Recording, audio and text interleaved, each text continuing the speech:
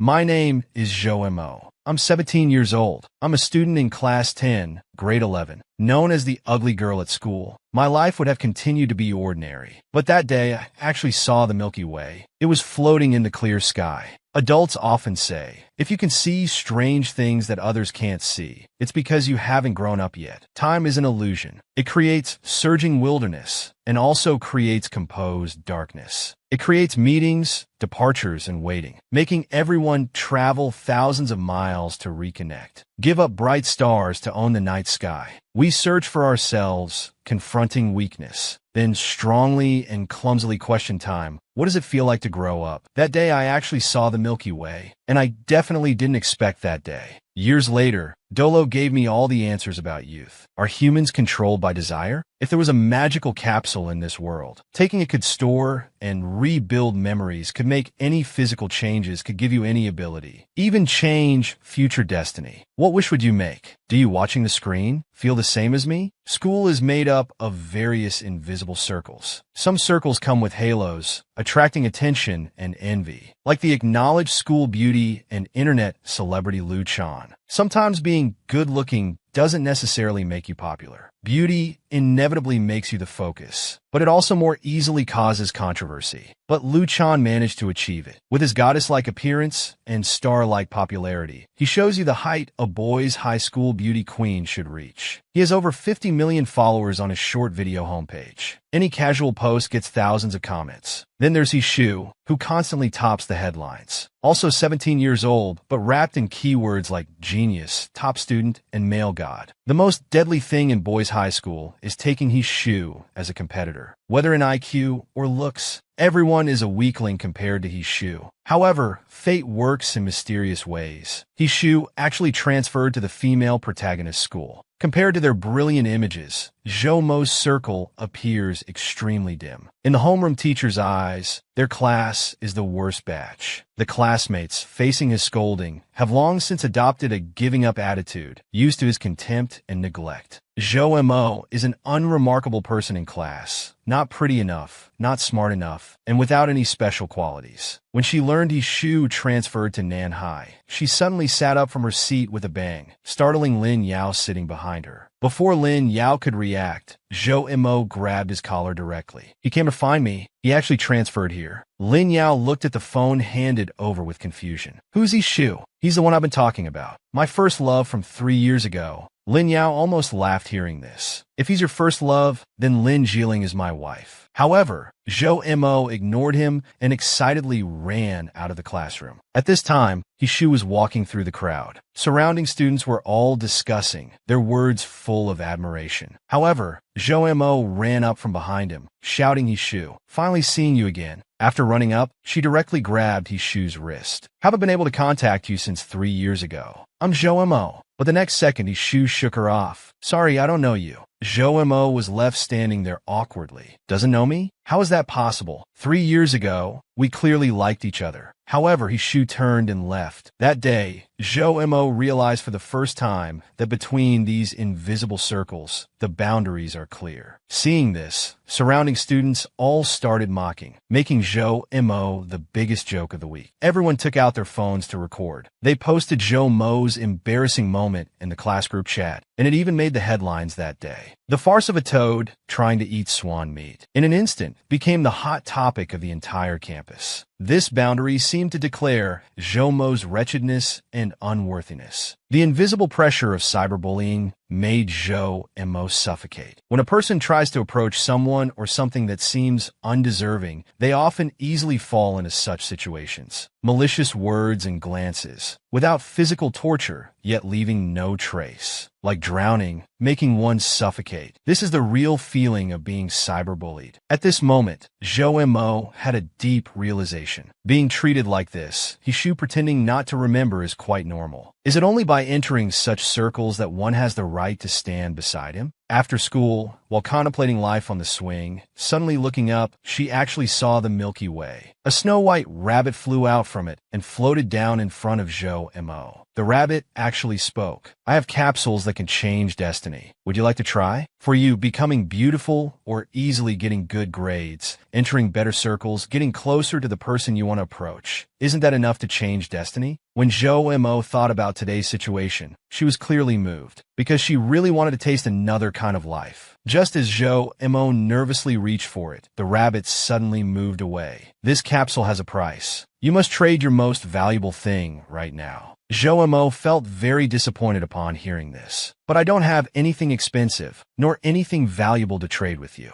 The rabbit replied that your opinion doesn't count. "The true value is determined by my heavenly scale." A crystal was placed on the other end of the scale. With a ding sound, their deal was made. Early the next morning, Zhou Mo came to school as usual. Classmates were still discussing yesterday's embarrassment. However, just arriving at the classroom, Zhou Mo accidentally bumped into a male classmate. The boy turned around sharply, about to scold Zhou Mo. Suddenly, seeing Zhou Mo's changes, he blushed, unconsciously holding back his harsh words. It turned out, Zhou Mo had transformed from an ugly duckling into a swan, but she herself didn't know. She was still apologizing frantically as usual. The boy looked at Zhou Mo, his heart unconsciously racing. Was she always this beautiful? He immediately showed a gentlemanly attitude. "It's okay, just be careful. Ladies first. You go first." Zhou Mo nervously walked into the classroom. She finally breathed a sigh of relief. That was close. Thought she would be scolded. The chattering female classmates nearby were also attracted by Zhou Mo's aura. Was she always this pretty? Must be wearing makeup. What foundation is so white? Or wearing contact lenses? Were her eyes always this big? At this moment, Zhou Mo also noticed her classmates' unusual reactions. Everyone's looks and reactions seemed to have changed. Suddenly, someone patted her shoulder from behind. "Zhou Mo, your confession video from yesterday went viral." Zhou Mo panicked upon hearing this. "Yesterday's video. Even if my appearance has changed, yesterday's scandal won't disappear. Please don't mock me. I'm trying so hard." Just when she was extremely nervous, suddenly that person changed tone. "I totally support you. Confessing to Shu was really brave. I've already supported you in the comments." After saying this, they walked away. Zhou Mo took out her phone in confusion. "Supporting me in the comments? But the scandal is still there. But my appearance in the video had changed. So the Destiny capsule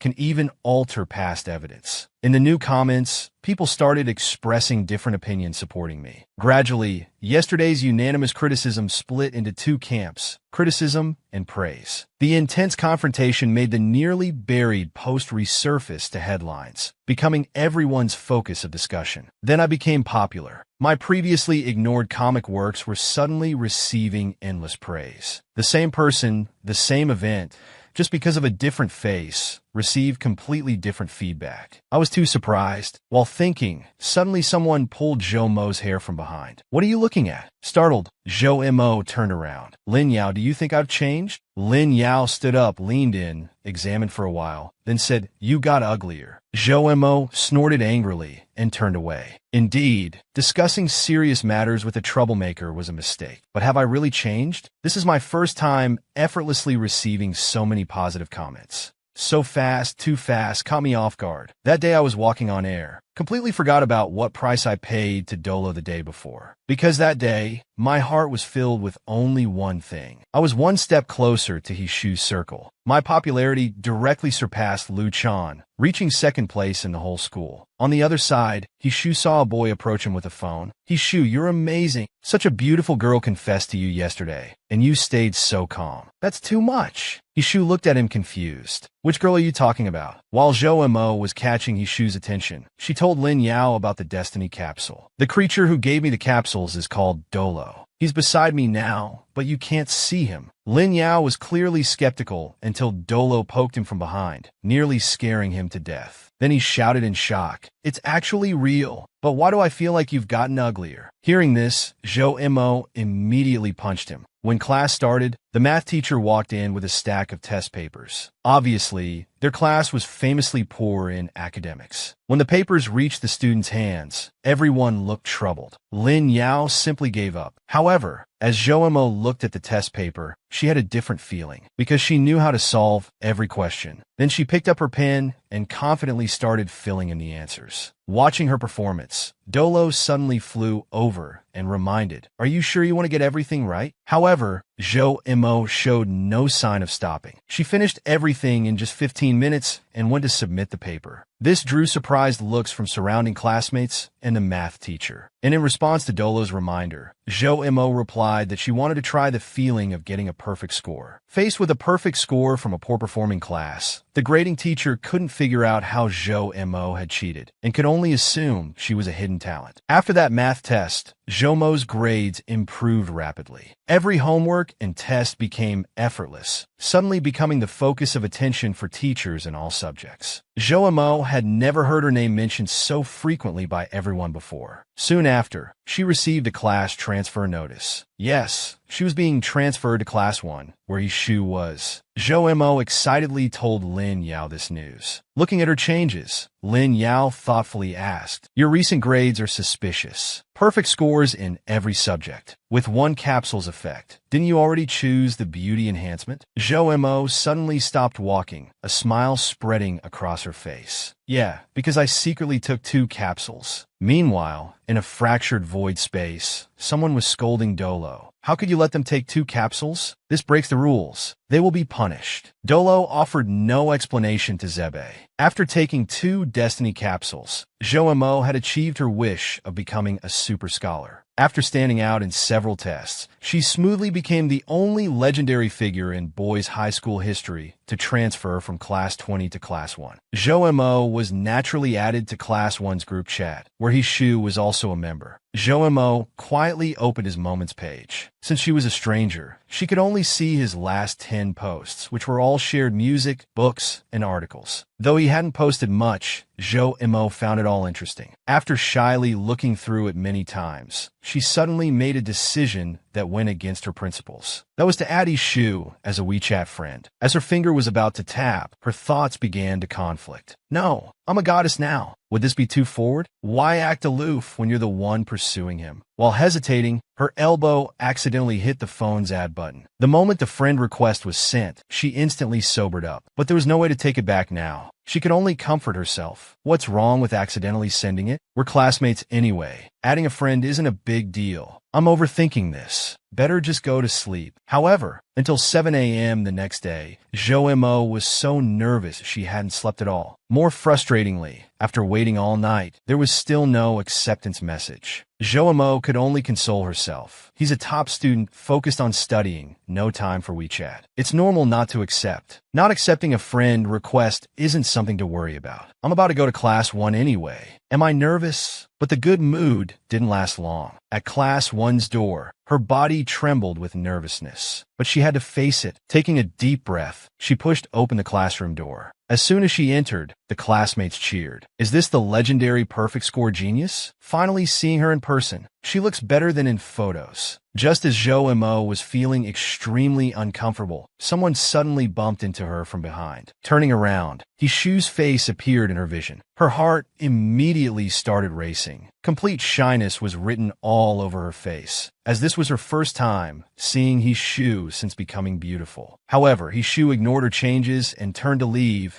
saying, "Please excuse me." Zhou Mo hurriedly moved aside and instinctively started apologizing. The surrounding classmates were discussing, "Is that how you treat the rumored female lead?" Showing no consideration for girls at all. Zhou Mo stood there confused, thinking, how is this possible? I've already become beautiful. So in the following days, she began frantically testing, appearing coincidentally in Yishu's line of sight. But all attempts were ignored. One day, she lay on her desk, pondering. Does he really not remember, or is he pretending? He posts homework notices in the group chat every day, but still won't add me. What exactly went wrong? While thinking, she suddenly heard classmates discussing, "They say if you wear this peach blossom makeup, you'll get attention from the person you like." Last time Xiao Tao confessed wearing this makeup. Boys won't complain about you being more beautiful. Being beautiful and even more beautiful is the way to go. Zhou Mo, hearing this, approached them curiously. "What are you talking about? Can I join?" And so Zhou Mo learned a new makeup style, appearing on campus with a brand new look. Everywhere she went, classmates praised her. However, barely 2 seconds into feeling proud, someone suddenly grabbed her from behind. "Lin Yao, what's wrong? Long time no see. What have you been up to?" Lin Yao released his grip and looked at her. "You haven't been drawing manga lately. I've made many new friends recently, so I've been busy. Look at my new manicure. Isn't it pretty? Don't you think you've been acting strange lately?" "Never mind, forget I said anything. Remember to update your manga. I'm still following it." Before Lin Yao could finish, Hishu suddenly interrupted. "Zhou Mo, do you have time now? I want to talk to you about something." Hearing this, Zhou Mo smiled and turned around, thinking he's coming to find me. Being beautiful really does work. However, the next second, Hishu suddenly cornered her against a tree. Just as Zhou Mo was panicking, Hishu released his hand and said, "You tied with me for first place. The teacher asked me to tell you to go to the office after class." So after class, they went to meet the teacher. The teacher looked at them and announced, "Congratulations on being selected as school representatives to participate in the IQ Challenge live show." IQ Challenge was the most influential intelligence competition program in the country in recent years. Every competition was live-streamed on major networks, with over 1 billion views each season. And now, they would compete against the top high school students nationwide. Thus, thanks to their tied first-place scores, Zhou Mo was paired with Hishu as she wished. Very smoothly, their duo became the only team from the school to pass the preliminaries. Lin Yao silently observed all this, growing worried. He questioned Dolo, "IQ Challenge? This is really bad. That capsule of yours won't cause problems, will it?" Meanwhile, Zhou Mo finally had legitimate one-on-one preparation time with Hishu. This was her only reason for joining the show. Every time Hishu was about to leave, Zhou Mo would use asking questions as an excuse to get closer to him. During these times, Zhou Mo could clearly smell his body wash. His Adam's apple was so charming, and his hands were so beautiful. Her girlish thoughts were always in bloom. Afterwards, they advanced through countless rounds, finally reaching the finals. They passed the challenges with ease. While securing the 1 million prize, they even surpassed the historical records of all previous contestants. However, the organizers presented a new challenge. The final Genius Level Challenge offered another 1 million, but if they failed, all previous rewards would be forfeited. Hishu examined the challenge description. "These questions are completely beyond our abilities. They're impossible for high school students to solve. Even graduate students would struggle." Initial assessment showed less than 5% chance of success. However, Zhou Mo appeared confident. "No problem, I know all these questions." She decisively pressed the continue button, drawing cheers from the audience. Seeing Hishu's uncertainty, she quickly reassured him, "We can definitely win." Once the quiz began,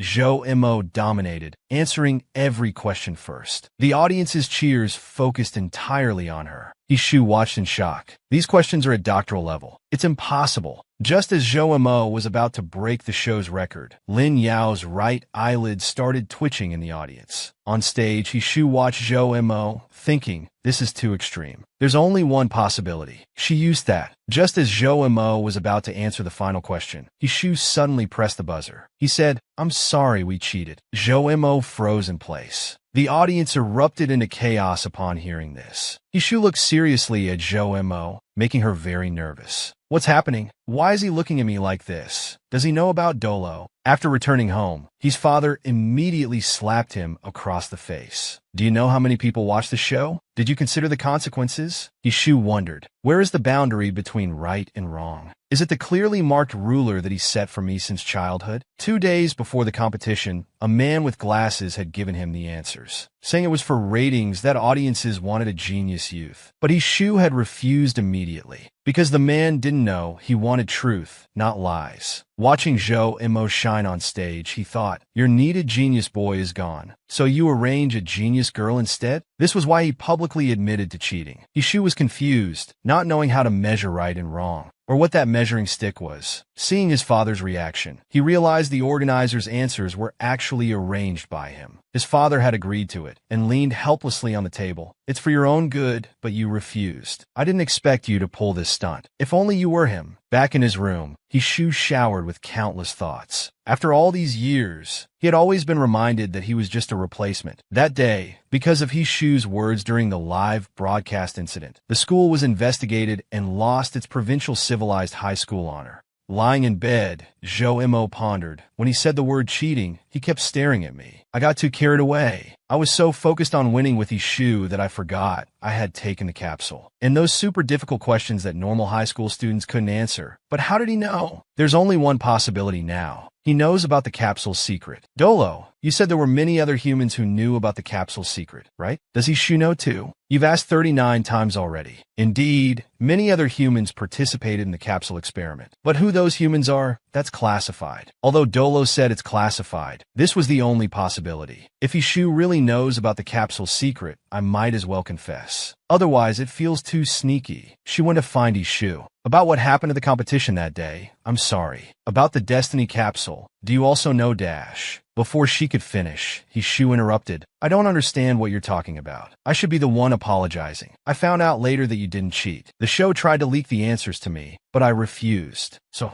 I thought they got you to act instead. Zhou was startled hearing this. You wanted to expose the show's dark side? Partly. I couldn't stand it. Later when I talked to the show, I found out they never approached you. Zhou felt even more guilty. Hishu saying this makes me feel worse. I did take the capsule. However, Hishu continued, I saw the final round questions and confirmed that ordinary high school students couldn't possibly answer them. I really didn't expect that those questions Dash. Someone could actually answer them in such a short time. Because of my limited ability, I assumed others must be cheating. Maybe that's one reason for my downfall. I was too arrogant. No, that's not true. Zhou quickly responded. Hishu, you've always been hardworking and humble. I can see that. But Hishu turned away shamefully. Well, at least I've apologized to you. Don't try to comfort me. You should go now. Having you here makes me feel like a clown. Zhou was shocked by these words. A clown? How could that be? You're someone I really respect and look up to. This is the first time I've seen you so defeated. She wanted so badly to tell him how great he was. But at this moment, I didn't know how to express it. Does this version of me, who took the capsule, have any right to give him courage? Hishu looked at the frozen Zhou with frustration. Don't you have ears? He turned to leave. However, after just 2 steps, Zhou suddenly grabbed his foot. At that moment, Zhou didn't know where she got the courage from, but felt certain words needed to be said now, or she'd regret it. She then told Hishu, I don't know if I have the right to say these words, but this incident didn't make me think you're ridiculous. Instead, it made me feel that you're a really, really good person. You've always been amazing in my heart. Not because you're usually so excellent that many people look up to you. On the contrary, seeing you vulnerable makes you feel more real and approachable. Whether it's the side others see or the side you find embarrassing, this is the complete you, and I support both. Hishu was stunned by her words as he sensed a familiar feeling. His mind hazily recalled his childhood, though he couldn't remember the details, and he became curious about Zhou identity. At this moment, Dolo was hiding in the tree, watching the two below with an expectant expression. Meanwhile, Ling Yao bribed Zhou classmate with bubble tea to get his location. Then he ran to the playground. This silly girl, she didn't even text to say she's here. Back to Zhou. After pouring her heart out, suddenly a fart broke the quiet air. Extremely embarrassed, she turned to flee. I just remembered I haven't submitted yesterday's physics homework. I'll take my leave. While running, she thought, I was supposed to tell him about the capsule. Why did I say such embarrassing things instead? Just let me die. As she ran, she suddenly crashed into Lin Yao's arms. Lin Yao immediately gave her a smack on the head. Zhou pitifully covered her head, saying, I know I was wrong. I had no idea those questions were super difficult. If I had known the questions were at that level, I wouldn't have acted so rashly. The capsule increased my intelligence, so all questions seemed easy to me. I really couldn't judge that those questions would be at this level. Plus, I had been preparing for the competition with Hishu for so long. At that time, I was solely focused on winning together with him. I really got too carried away. I regret it so much. After hearing this, Lin Yao gave another smack. This is to teach you a lesson. Don't get carried away. By the way, how did you know I was here? I traded a bubble tea and a flying kiss for the info. Then he leaned close to Zhoumo's ear and whispered, "Want to give me one too?" Frightened, Zhoumo pushed him away. "Get lost!" The perverted Lin Yao moved closer again, patting Zhoumo's head. "You can like whoever you want, but remember, all boys are perverts, except for true gentlemen." As soon as he finished speaking, Zhoumo punched him right in the nose. After that incident, I didn't dare have any contact with Ishu.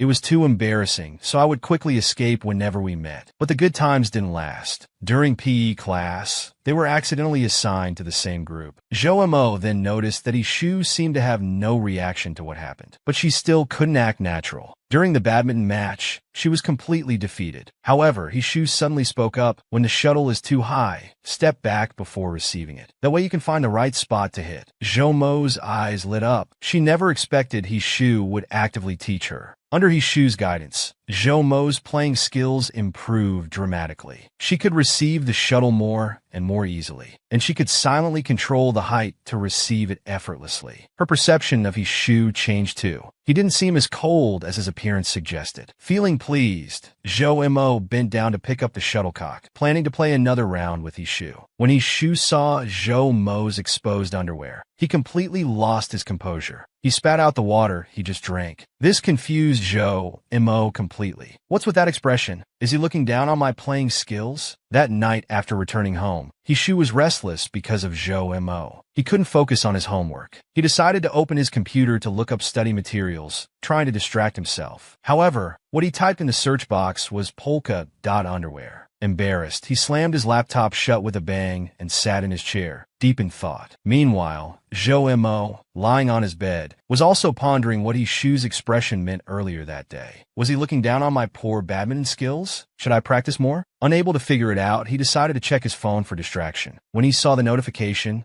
he instantly lost his composure. Hishu had accepted his friend request. He held Dolo's little hand in joy, though Dolo didn't understand this gesture at all. Looking at his phone, Zhoumo felt curious. This feeling, how to put it, it's different from before. It's really strange. We've known each other for 3 years, but now it feels like we're complete strangers, even more than strangers. Hishu is more complex than I previously knew. Cold yet serious, sharp yet lost, impatient yet patient. I thought those shameless words that day would trouble him, but he actually accepted my request. Hishu doesn't hate me now. Thank you, Dolo. This is the happiest thing since I took the capsule. Early the next morning, as soon as Zhoumo arrived at the classroom, a group of girls surrounded him. "What events did Hishu sign up for in the sports meet?" "I don't know." "Stop pretending. Aren't you two dating?" Hearing this, Zhoumo exploded on the spot, turning red from neck to ears. A girl nearby told him, "Don't you know? It's been spreading since your first day in class 1. You compete together, often go to the library together, and were seen at the school playground." Zhoumo checked his phone to confirm what they said, completely bewildered. When did all this happen? He suddenly realized that since transferring to class 1, his attention had been almost entirely focused on Hishu, oblivious to his classmates' gazes. He hadn't even checked online messages. If Hishu heard these rumors, he would probably hate me. This absolutely can't reach his ears. He turned to the girls and shouted, "Listen up, Hishu and I are not dating." Just as he finished speaking, Hishu suddenly appeared behind him. The atmosphere instantly went silent. Obviously, Hishu had heard it, but he completely ignored everyone and walked through the crowd. He went straight to his seat. Now Zhoumo had personally delivered it to his ears. During class, Zhoumo kept feeling awkward. He had heard everything. Now he'd be even more afraid to talk to him. However, Hishu suddenly came over. "You're the only one who hasn't turned in yesterday's math homework." Hearing this, Zhoumo panicked immediately. He had completely forgotten about it. He frantically searched through his backpack. Seeing this, Hishu sighed helplessly, pointing at the messy workbook on the desk. "Isn't it right here?" And so, Hishu actually stood beside Zhoumo, waiting for him to complete the homework. With a gentle breeze blowing through the window, a youthful scene was frozen in time. But inside, Zhoumo was extremely embarrassed, wanting to dig a hole and hide. He observed Hishu's expression. How could he remain so composed? Are all boys like this? Or does he simply not care? In that moment of eye contact, Zhoumo's mind began to wander. He imagined Shu gently caressing his cheek, telling him, "You don't need to deny what they're saying, because it's true." Lost in his daydream, Zhoumo's drool dripped onto his workbook. Shu looked at him bewildered, and had to remind him that the workbook was getting wet. Zhoumo finally snapped out of it, mumbling, "Oh, the rain must be dripping in from outside." Yet today was bright and sunny with scorching heat. He then completed the homework in just 30 seconds and handed it to Shu, completely forgetting he had taken the capsule. After Shu left, Zhoumo frantically pounded on his desk. It couldn't get more embarrassing. Later, a beautiful teacher suddenly walked into the classroom and said, "All right, the bell has rung. Everyone back to your seats. We have something important to discuss in today's class meeting." She wrote several large characters on the blackboard. It was about the previously mentioned sports meet. For the whole school, the sports meet was one of the most important events. The classmates were enthusiastic, eagerly signing up. But for Zhoumo, the sports meet had always been synonymous with suffering. Because at last year's sports meet, when the teacher asked with the sign-up sheet who could represent their class in women's shot put, everyone's eyes locked onto Zhoumo, who was known for having the greatest strength. The classmates behind kept encouraging, "Zhoumo can definitely do it. Zhoumo is very strong. She can definitely bring glory to our class." So Zhoumo represented the class in shot put and easily broke the record. She lived up to expectations and won first place, even trending online, earning the nickname Female Hercules. Even this year, people still mock her as Female Hercules when they see her. So this year, Zhoumo's wish for the sports meet was simple, just to get through it peacefully. While Zhoumo was lost in memories, she heard people voting for her to raise her hand. Thinking history was repeating itself, she suddenly jolted awake. What are they voting me for? Looking at the blackboard, she finally relaxed. It was for the flower team representative. The legendary flower team was a big deal. It was basically the highest quality, most photographed part of the entire sports meet. On social media last year, the flower team's photos were shared the most, even creating polls. Zhoumo looked at everything in disbelief. The flower team that gathered all the prettiest girls I actually made it in. Shu is on the athletes team. Will we walk together in the opening ceremony? This feeling makes me think I can stand beside him now. Suddenly, a voice came from behind. "Zhoumo, you're joining the flower team too?" "It's the flower team. The other pretty girls have heard about you for a while. Finally meeting you in person today." Zhoumo became starstruck facing them. "I wish I were this pretty too," completely forgetting she had already become beautiful. The sports meet preparations were about to begin. Then on the first day after joining, I saw the most beautiful scene. Looking at Shu on the basketball court, he seemed even more handsome than before. Time for rehearsal. After a while, he slowly walked over. "Sorry, I just finished PE class and didn't have time to change into formal wear." The teacher didn't pursue the matter, instead praising his basketball skills, earning cheers from the other girls. Among the crowd, Zhoumo examined the school beauty before her. Her skin was so fair, and her neck was so elegant. Even the height of her ponytail and the length of her sideburns were just perfect. Just as Zhoumo was admiring her, a basketball suddenly flew towards her. At the critical moment, Lu Shan leaped in front of Zhoumo and caught the basketball. He scolded the boy who threw the ball, "Be careful, there are all girls here." Then he turned back and tapped Zhoumo's head. "What are you spacing out for? People are playing sports here. It's dangerous. Come on, let's go to practice." Zhoumo looked at him shyly. She really was just like any other girl who wanted to become friends with him after seeing him. During practice, everyone held flowers. Lu Shan walked in front as this year's flower team leader. Everyone wholeheartedly accepted him as the leader. Zhoumo sighed inwardly. Lu Shan doesn't need to take capsules. She's naturally perfect. After practicing for half a day, the teacher suddenly came over and clapped to stop everyone. "Students, for this sports meet, the school is collaborating with BQ magazine for a special column. Those whose names I call, come here." This announcement caused a stir in the crowd. BQ magazine was no small deal, as many high school students they photographed had directly debuted in the entertainment industry. After hearing the discussions, just when Zhoumo thought it had nothing to do with her, the teacher first called Lu Shan, followed immediately by her name. And so, Zhoumo nervously arrived at the shooting location. Facing the camera, her facial expressions were extremely stiff. However, Lu Shan in the crowd was quietly signaling to her, "Relax, it's okay. Try taking deep breaths." But Zhoumo couldn't relax at all. Unfortunately, her stomach began to hurt severely. Lu Shan in the crowd saw this and rushed forward to support the pain-stricken Zhou Mo. Just when Zhou Mo thought she was getting her period, her vision suddenly became blurry. People around her looked at her and began to discuss. Is this for real? How did she suddenly get so fat? Wasn't BQ supposed to only photograph beautiful girls? She's even in the flower team. Have this year's standards dropped so low? At this moment, Zhou Mo was completely unaware that her figure had become bloated. Soon she noticed something was wrong and discovered she had returned to her previous appearance. Frightened, she quickly ran to the bathroom. Looking at herself in the mirror, she couldn't understand what had gone wrong. Suddenly, the bathroom door opened, and two girls' conversation could be heard. That Zhou Mo is so weird. Why would they choose her, right? And she's in the flower team, too.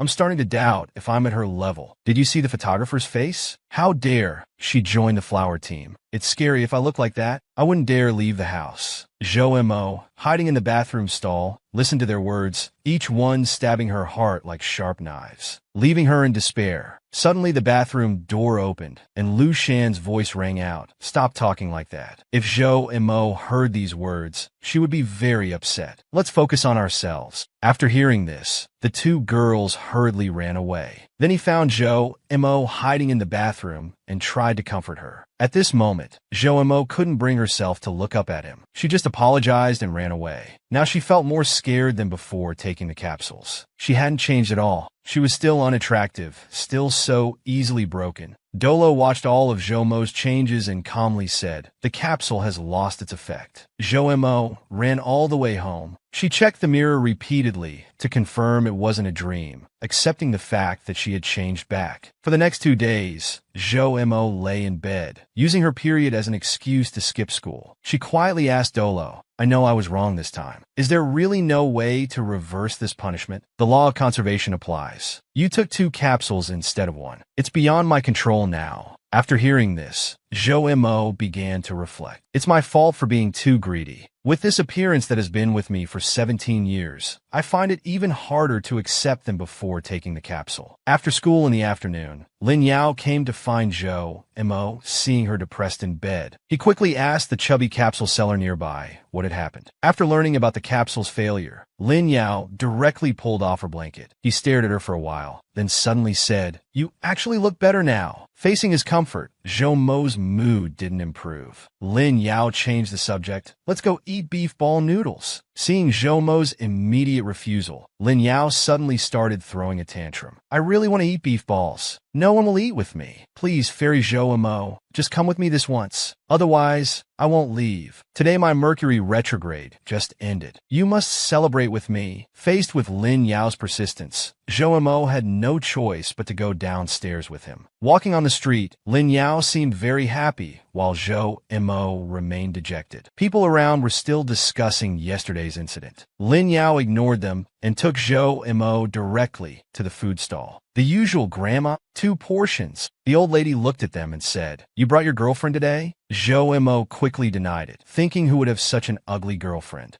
Lin Yao suddenly pushed her forward. "Let her try your world's best beef brisket noodles." The old lady saw Zhou Mo and praised her. "The young lady is very cute." Soon, 2 bowls of beef noodles were served. "Grandma's soup is super delicious. You should drink the soup first before eating the beef balls." Lin Yao was already drooling, but Zhou Mo couldn't muster any enthusiasm. Lin Yao tried hard to liven up the atmosphere. "Grandma's soup is super delicious. You should drink the soup first, then eat the beef balls. And the chaos on beef balls must be dipped in satay sauce." Then Lin Yao ate 8 pieces at once. After eating, he bragged to Zhou Mo, "Now do you admit these beef ball noodles are the best in the world?" But Zhou Mo hadn't eaten a single bite, and her mood hadn't improved at all. She just wanted to go home. "Whether you admit it or not, I officially declare it's." Seeing this, Lin Yao had to find another way. Suddenly, he spotted a photo booth nearby. He quickly pulled Zhou Mo over to take photos, but Zhou Mo wasn't in the mood at all. Unable to resist Lin Yao's forceful insistence, Moments later, their photos were printed out. Lin Yao was very happy holding the photos, and throughout everything, he never mentioned the capsule's failure. He didn't ask Zhou Mo a single question, nor did he offer any words of comfort, yet unexpectedly protected her pathetic yet laughable self-esteem at that time. That day, Zhou Mo was like someone who had been underwater for long, suddenly surfacing to catch a breath. The night's scenery was beautiful. Zhou Mo didn't know why she cried. The tears were both sour and warm. Though unsure how many tears fell, she was certain of one thing. She cried that day, and not from sadness. After 4 consecutive days, Zhou Mo still hadn't changed back. This day, she finally decided to go to school. She came to school in disguise, timidly thinking that as long as Uncle he didn't see her, it would be fine. However, as soon as she arrived at the classroom, she was caught right away. "Did you take leave these past few days? If you need it, you can borrow my math homework." Zhou Mo looked at him in surprise. "Hasn't he noticed I've gotten fat?" While puzzling over this, Lin Yao suddenly ran over excitedly. When Ishu noticed his presence, their eyes met, creating an awkward atmosphere. A sour feeling instantly permeated their hearts. Suddenly, Lin Yao pulled Zhou Mo away, saying, "Zhou Mo needs to see you about something. You still owe me for yesterday's beef balls." Later, the two came under a tree. Lin Yao showed his phone and asked, "Remember that promise from a year ago? The one that proved our glorious friendship?" Zhou Mo grabbed the phone in surprise. "You still kept this?" It was their chat history from 2017, where Zhou Mo promised to help him with one thing unconditionally. Faced with this evidence of her promise, Zhou Mo had no choice but to comply. Thus, Zhou Mo was pulled into a group chat called Fan Support Club with 6 people including Lin Yao. This guy actually wanted me to cheer for him at the school sports meet. These must be his 6 alternate accounts. However, upon entering the group, she received welcome messages, which sparked her curiosity. Zhou Mo casually sent a message. "Were you all forced by Lin Yao too?" But she received a series of warnings, along with explanations about rules and the fan club's history. Lin Yao enthusiastically replied in the group. Seeing such childish atmosphere, the only clear-headed person in the group promptly left the chat. This made Zhou Mo very uncomfortable. "Maybe I should leave too." While hesitating, Lu Chan suddenly ran over. "Zhou Mo, I need you. The flower team's practice is starting. Let's go."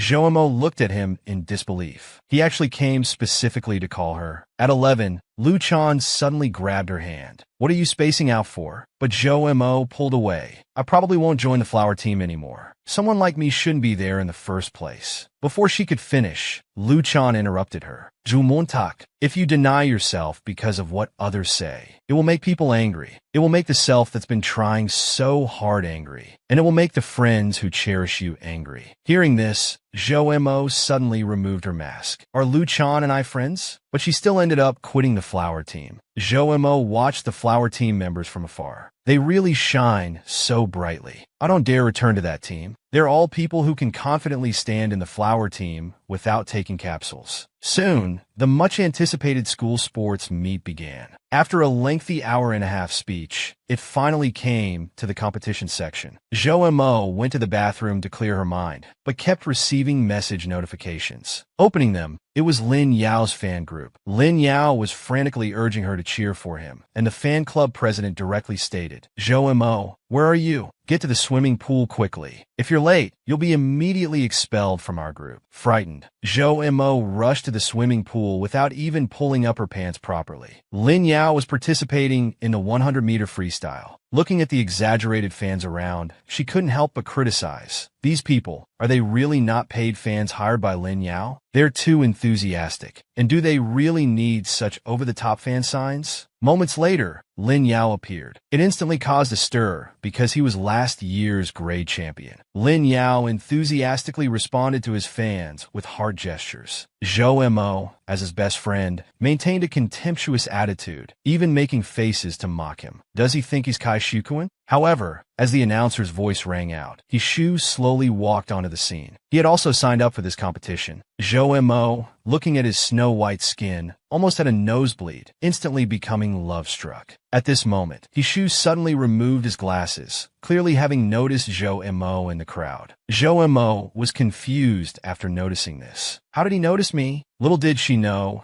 She was the most conspicuous one in the cheer team, having forgotten about holding up the sign. One was the most popular boy, the other was last year's champion. This showdown had built the atmosphere to its peak. Meanwhile, Dolo was negotiating with Void. Will the capsule's effects recover? Void gave him a special packet. Theoretically, it should recover after some time, but this is the first human trial of the capsule. We still need to observe for now. When Dolo opened the packet, it was full of capsules. Back at the pool, with a gunshot, the race began. Lin Yao and Ishu competed neck and neck. They were perfectly matched, and the cheering from both sides was deafening. Zhou Mo was in a dilemma. One was the person she liked, the other was her good friend. She couldn't bring herself to cheer for either one. While she was struggling with this, Lin Yao suddenly took the lead by half a body length. Just as Zhou Mo was worried for Ishu, the fan club president suddenly reminded her, "Hurry up and cheer for Lin Yao. Don't you hear the other voices drowning us out?" Zhou Mo was at a loss and could only frantically shout, "Come on," without knowing who she was cheering for. Moments later, the outcome was decided. Lin Yao ultimately won the race. Watching Ishu quietly leave, Zhou Mo felt very guilty. She had just said a few days ago that she would support whatever he did,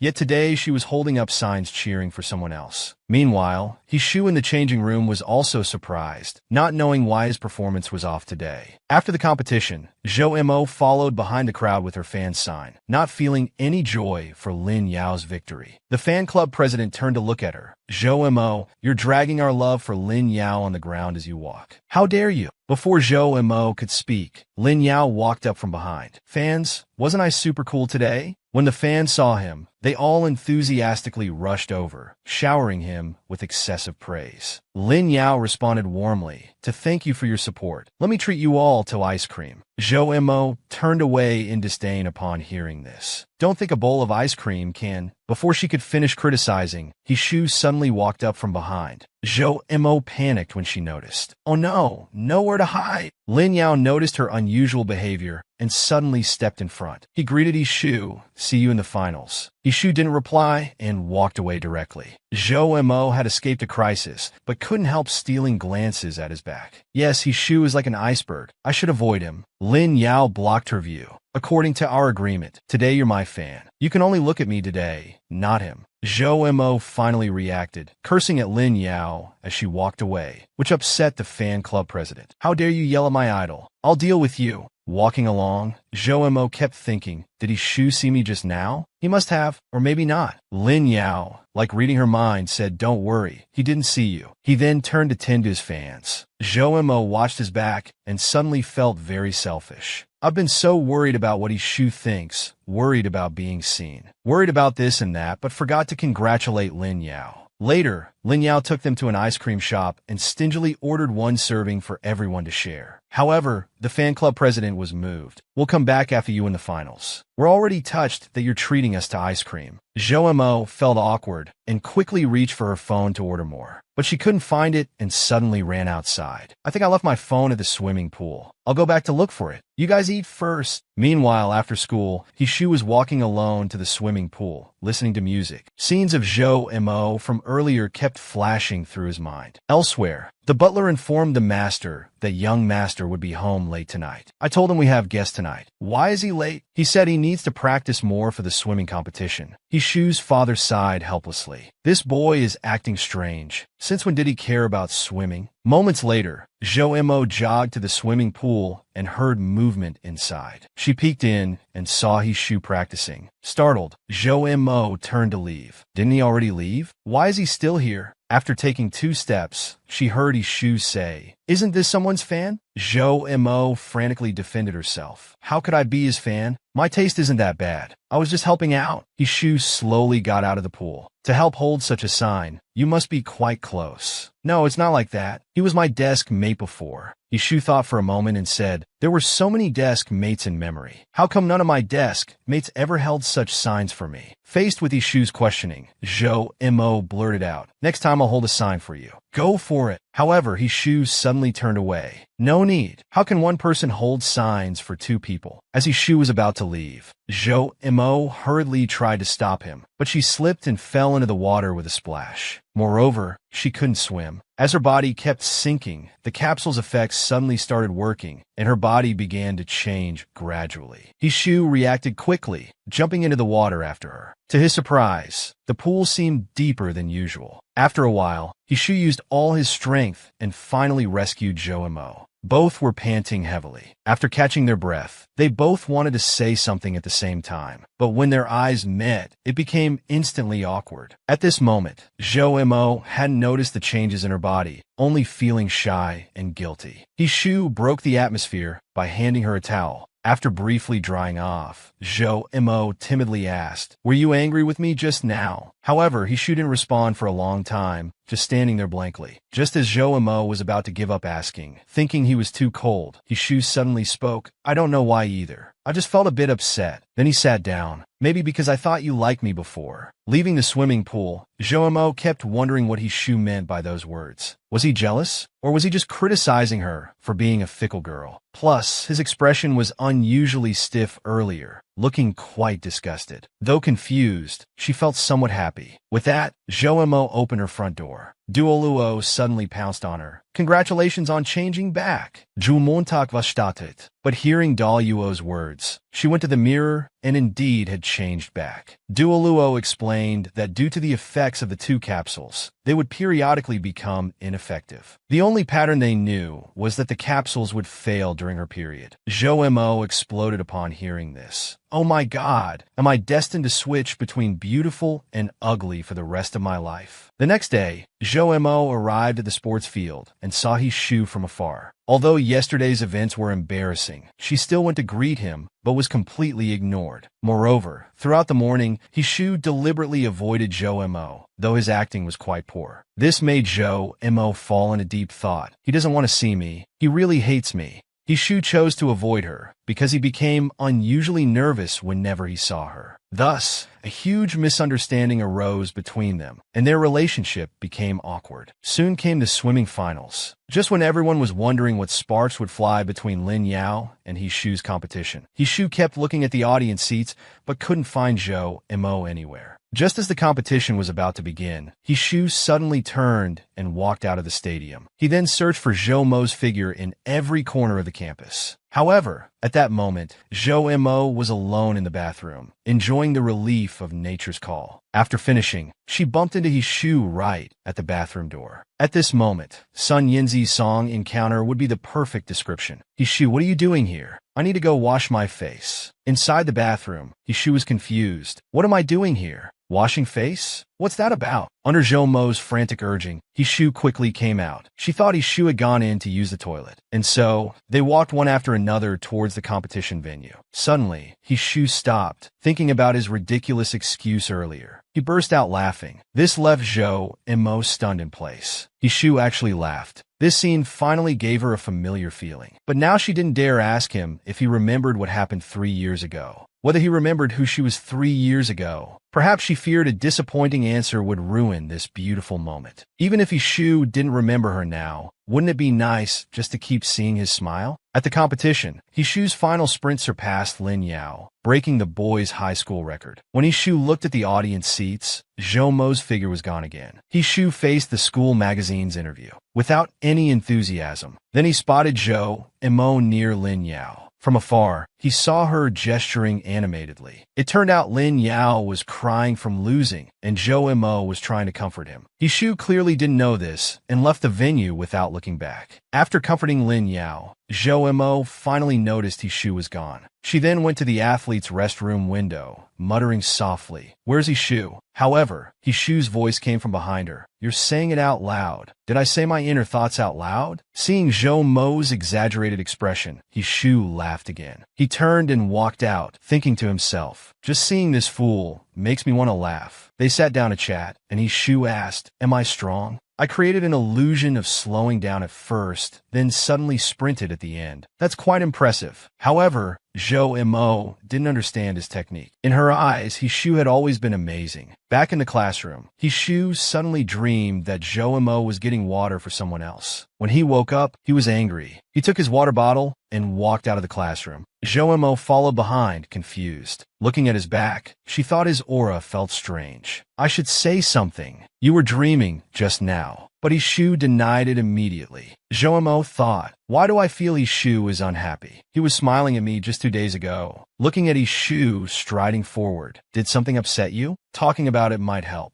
Ishu suddenly stopped and turned around, backing Zhou against the wall. Then let me ask you, who did you get that water for? For myself. Besides yourself, do you need to get water for someone else now? Zhou was confused by this sudden interrogation. Well, sometimes I get water for friends too. What's wrong with you? Will you get water for just anyone? Completely confused, Zhou could only blink her big eyes at him. Ishu angrily turned his head away. What I mean is, do you get water for other boys? Although Zhou hadn't done anything wrong, hearing this made her feel like she committed a terrible sin. She quickly replied, I can get water only for you. Only then did Ishu relax. Are you sure you won't get water for him? Zhou was already scared witless. I'm sure we don't have that kind of relationship. Hearing this, Ishu finally let Zhou go, a smile appearing on his face. After school, as Zhou was packing up to go home, she reached Ishu's empty seat and became curious. Somehow, Ishu always left quickly after school. She had never run into him on the way home. Did he live far away? She realized she actually knew very little about his situation. While thinking, a classmate suddenly shouted, Look, is that Ishu's Rolls-Royce? However, Zhou had no concept of what a Rolls-Royce was. In the past, she had never paid much attention to Ishu's other circumstances. Now she truly realized for the first time that Ishu came from such a privileged family. Sitting in the car, Ishu was scolding the butler. Didn't I tell you to park further away when picking me up? Young master, as per your instructions, we parked a block away from school. But the master insists your safety comes first. However, Ishu suddenly said, Don't come pick me up next time. The butler sighed helplessly. Young master, please don't be willful. Last time you missed the master's important dinner because of the swimming competition. He was already very unhappy. Meanwhile, Void was asking Dolo, any abnormalities lately? There are still some memory fragments remaining in the human world that haven't been cleaned up. They might appear in dreams or hallucinations. Void stated directly, if they both touch the memory fragments at the same time, it'll be trouble. All this exchanging back and forth.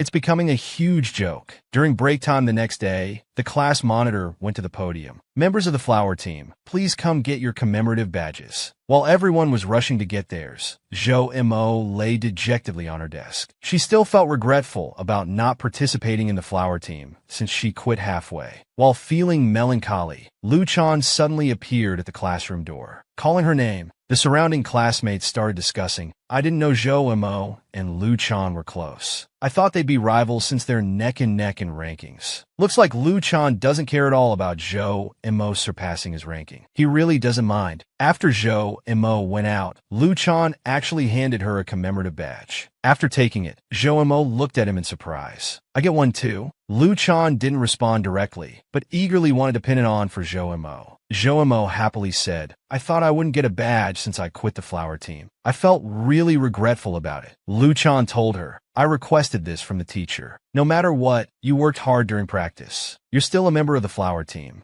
Zhou's heart skipped a beat. He had specially requested this from the teacher for her. After pinning it on, Lu Chan took out his phone. Let's take a photo together. To make up for missing the flower team group photo, Zhou felt overwhelmed by the attention, her expression extremely stiff. Taking a photo with a goddess like Lu Chan was more nerve-wracking than taking an exam. After taking the photo, Lu Chan looked at it and said, This angle doesn't do you justice. I don't usually pay attention to these things. Don't worry, I'll edit it to make you look better. Zhou looked at Lu Chan's considerate nature and instantly felt her fondness skyrocket. The next moment, Lu Chan suddenly peered into the classroom. Ishu isn't here right now? Zhou watched his behavior, wondering if Lu Chan knew Ishu too. They seemed quite familiar. While thinking, Lu Chan suddenly stepped forward. I wanted to return something to him. Zhou, could you help me return this CD to him? Just put it on his desk, he'll know it's from me. As the class bell rang, Lu Chan hurried away. Zhou watched his retreating figure. So he should have close friends, and it was Lu Chan. For some reason, her feelings were in turmoil. After school, Zhou Mo went for spicy hot pot with Lin Yao and Dodo, sharing her concerns with them. Facing Lin Yao's analysis, Zhou Mo became curious why lending CDs between boys and girls meant romantic interest. Generally speaking, music CDs are very personal things. If a guy lends a girl CDs, it's mainly to find topics to continue talking. It's also to show off their refined taste. Basically, it means they're trying to pursue you. So, buddy, whoever borrowed your CD, I officially declare they have terrible taste. Facing Lin Yao's analysis, Zhou Mo held back from hitting him, thinking how nice it would be if the CD had been lent to her. Accidentally, she came across Lu Chan's social media update. He had actually posted their photo together. Zhou Mo was completely touched. Lu Chan even edited out my acne. I've been breaking out these days. He's so nice. Lin Yao leaned over nearby. Who's that? So ugly. Don't say that. He's super beautiful. Lin Yao pinched her cheek. I don't like that influencer V-shaped face. I think your chubby face is better for pinching. The two started fighting again. When things calmed down, Zhou Mo tried hard to recall everything. When the capsule failed, Lu Chan stood up to protect me. When I withdrew, he encouraged me. Although the capsule's effect returned, and he doesn't remember my awful state, he's always been kind and caring no matter what version of me he sees. Someone so beautiful and excellent is willing to be my friend. Lu Chan lives up to his name. He must be the kindest person I've ever met. In comparison, I was just feeling unhappy about his relationship with Ishu. I'm really too petty. While thinking, she suddenly received an invitation from Lu Chan to visit his home on the weekend. Zhou Mo immediately agreed, feeling that no matter what, Lu Chan was a friend she should cherish. Time passed quickly. Zhou Mo arrived at Lu Chan's doorstep as promised. So this is Lu Chan's house. It's so luxurious, just like a princess's palace. Having never seen such grandeur, she frantically started taking photos with her phone. Lu Chan suddenly opened the door and came out. I saw your message that you were nearly here, so I waited at the door, worried you might not find it. When she saw Lu Chan out of his school uniform, she was instantly drawn to his elegant appearance. The house decorations were dazzling. Compared to him, Zhou Mo felt like a complete country bumpkin. Lu Chan led her upstairs. What would you like to eat? Afternoon tea, coffee, cake, or waffles? Zhou Mo's eyes lit up. Rich families really did have so many delicious things. Reaching the second floor, Lu Chan introduced, my parents live on the third floor. My room is on this floor. This is the walk-in closet. Zhou Mo looked up and couldn't see the end of it. It was not only bigger than her entire home, but also full of luxury items. But that wasn't all. Lu Chan's house also had a piano room and a private art studio with many collected paintings. Among them, Zhou Mo even discovered one of her father's paintings. Lu Chan, you bought so many paintings. You know. Before she could finish, Lu Chan suddenly pulled her away. All right, Zhou Mo, come look at this painting. He climbed a ladder and took down a painting from the wall. This one, I managed to get it at an auction with great difficulty. This is by a super famous artist, Zhou Mo agreed. But her eyes kept fixating on her father's work, thinking how painting what you want is truly a luxury. Lu Chan possessed dreams that felt very distant from her. Later, Lu Chan took her to the CD room. Looking at the room full of CDs, Zhou Mo remarked, it's rare to see people listening to CDs nowadays. Lu Chan took out one CD. I think some music only feels right on CD. Zhou Mo's heart skipped a beat. Did Ishu also like listening to music on CDs? Ishu must like classical music too.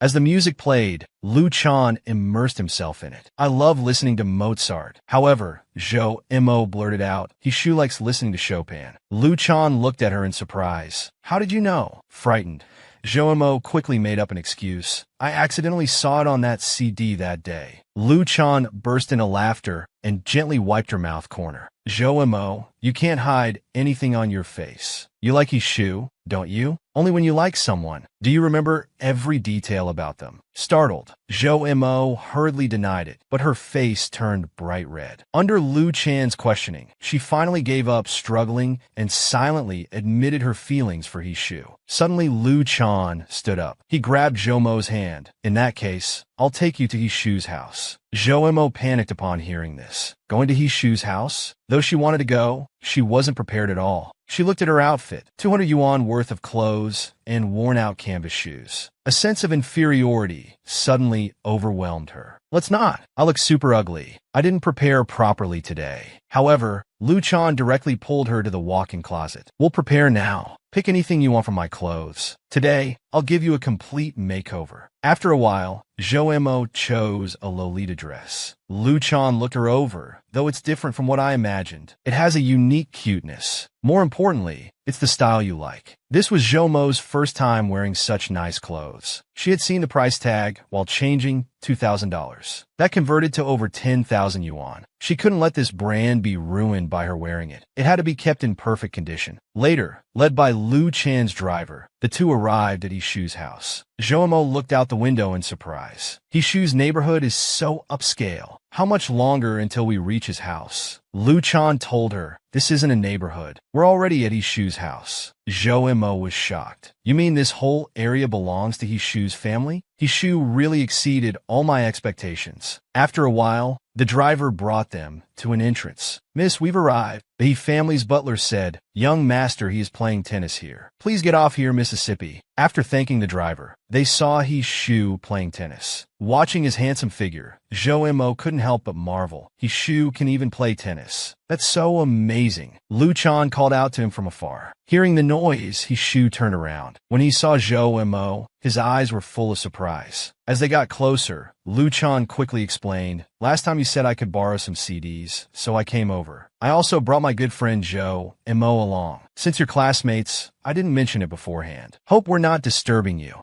Ishu was delighted and didn't mind at all, though the atmosphere became quite awkward. The butler quickly came to ease the situation. Young master just finished playing. Why don't you change first, and I'll show these two to the rest area. So the two were led to the living room, while Ishu went to change. However, Zhou Mo's cute appearance kept lingering in Ishu's mind as he frantically searched through his closet, trying to dress better. Back in the living room, Zhou Mo looked at the decorations, which were even more impressive than Lu Chan's house. After a while, Ishu came to the living room in formal wear. It was Zhou Mo's first time seeing Ishu in his own clothes. She thought he looked even more handsome than in his school uniform. Lu Chan sniffed carefully and concluded, this scent is Joe Malone. Zhou Mo, this Joe Malone scent suits you too. It's very fresh. Zhou Mo looked confused, wondering what they meant. To hide her ignorance, she said, Ma Long. I know Ma Long is amazing. In that match with Zhang Jike, his playstyle was very calm. His thinking was clear and smooth, maintaining rhythm throughout, leaving no trace. In critical moments, he used 6 backhand serves in a row, then a spin serve. Though Zhang Jike is also great, I really like Ma Long in table tennis. The two were stunned by Zhou Mo's response, and she noticed the awkward atmosphere. Suddenly, Lu Chan burst out laughing and hugged Zhou Mo. You're too cute. Joe Malone is a perfume brand, not the table tennis player. Zhou Mo wanted to die from embarrassment and wished she could disappear into a hole. The butler quickly intervened. The weather is nice. Why don't you all have afternoon tea on the terrace? Thank you, Butler Lu.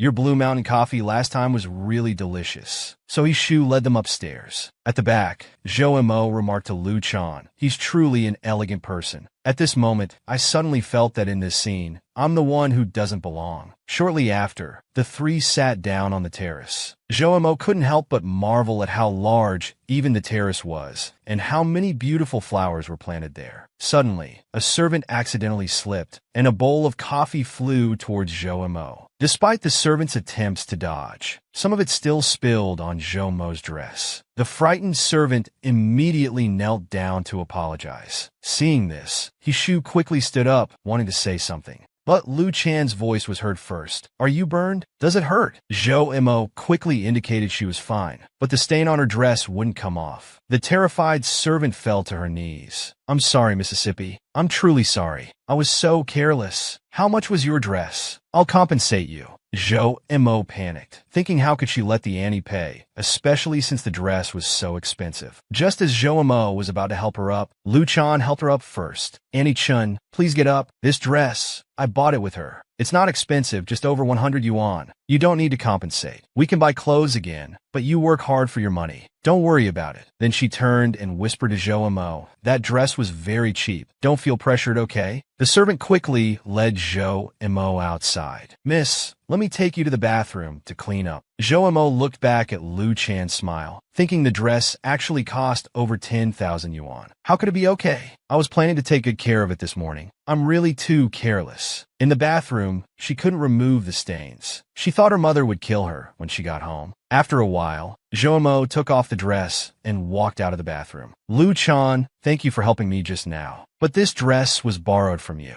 Getting it dirty is my responsibility. I'm really sorry. Lu Chan watched her blame herself and kept saying it was okay, but Zhou continued explaining. I saw the price tag on the dress. It's over 10,000. It's really expensive. I shouldn't have borrowed it. I tried cleaning it for a long time in the bathroom, but it won't come clean. I'm really anxious now. I want to hurry home and see if there's a way to clean the coffee stains. Is that okay? If I can't clean it, I'll definitely find a way to compensate you. Though compensation might take some time. Hearing this, Lu Chan quickly stood up. It's okay, Zhou. I was going to give you the dress. Before she could finish, Zhou interrupted. Lu Chan, you're really a good person, but please let me go home. If I don't resolve this, I'll feel terrible. Faced with such words, Lu Chan had to compromise. Okay, message me when you get home. Zhou first bowed deeply. I'll leave first. Sorry for ruining everyone's mood. Ishu wanted to stand up and make her stay, but didn't know what to say. Lu Chan watched her leave. I won't let Zhou compensate, but I know she must feel terrible now. Let her go. Ishu gave up, but soon the butler called. Young master, your friend seems to be looking for something. It turned out that because his house was too big, Zhou couldn't find her way out. After hanging up, Ishu said goodbye to Lu Chan and hurried over. At this moment, Zhou sat exhausted under a tree, talking to herself. What an embarrassing day. Suddenly, Ishu's voice came from beside her, reminding her that she had spoken her thoughts aloud. Zhou looked at him awkwardly, wondering when Ishu had gotten there. Then she said, I'm lost. I'll leave in a moment. Ishu just calmly replied, I know, and quietly stayed by her side. Zhou unconsciously hugged her knees. Today's events really upset me. I don't know if it's because I stay in clothes I can't afford, or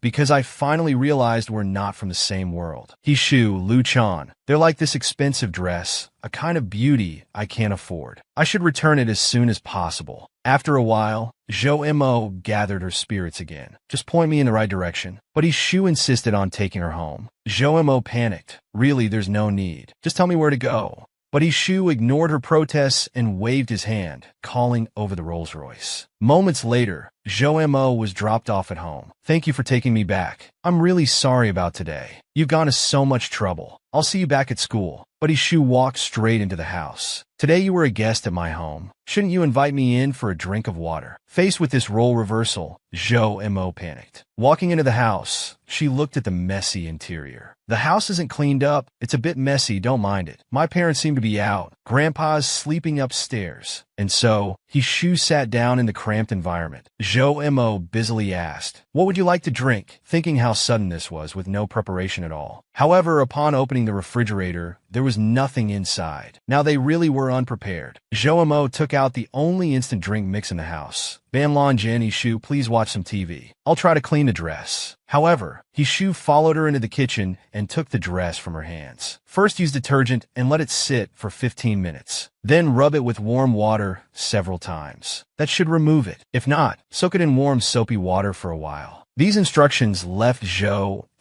dumbfounded. Ishu, how do you know how to do this? Growing up in such a privileged environment, you know these things? After a while, the dress was completely clean. The stain was completely gone. Zhou held the like-new dress happily. Ishu, I didn't expect you to know about these things. Ishu quietly replied, my mother used to wash clothes for others. When she was too busy, I often helped her. Zhou was shocked. She felt that Ishu carried many burdens that others couldn't understand. Alright, if you find any other stains, just use the same method. I should go now. I have class tonight. Watching his back, Zhou realized he had come specifically to help her with the dress situation. He had understood her feelings from the start. Was he looking out for her? After taking 2 steps, Ishu suddenly turned back. By the way, I wanted to tell you something. I like Ma Long too. Hearing this, Zhou froze in place. She felt as if sand had gotten in her eyes, her vision becoming blurry. All the bad feelings from today seemed to vanish instantly with those words. On the other side, Du Luonan, who was doing research, suddenly sensed something unusual. Among thousands of vessels, he found Zhou prize stone. After taking it out, he discovered a small crack on it. The Void quickly noticed the problem. The scattered destinies are beginning to reconnect. The jewel has cracked. Some of the price in my hands will escape, and the predetermined destiny will change with it. This prize stone belongs to that girl's friend, right? Meanwhile, The butler found Lu Chan with his phone. Young master has some urgent matters that can't be handled quickly. He instructed me to take good care of you.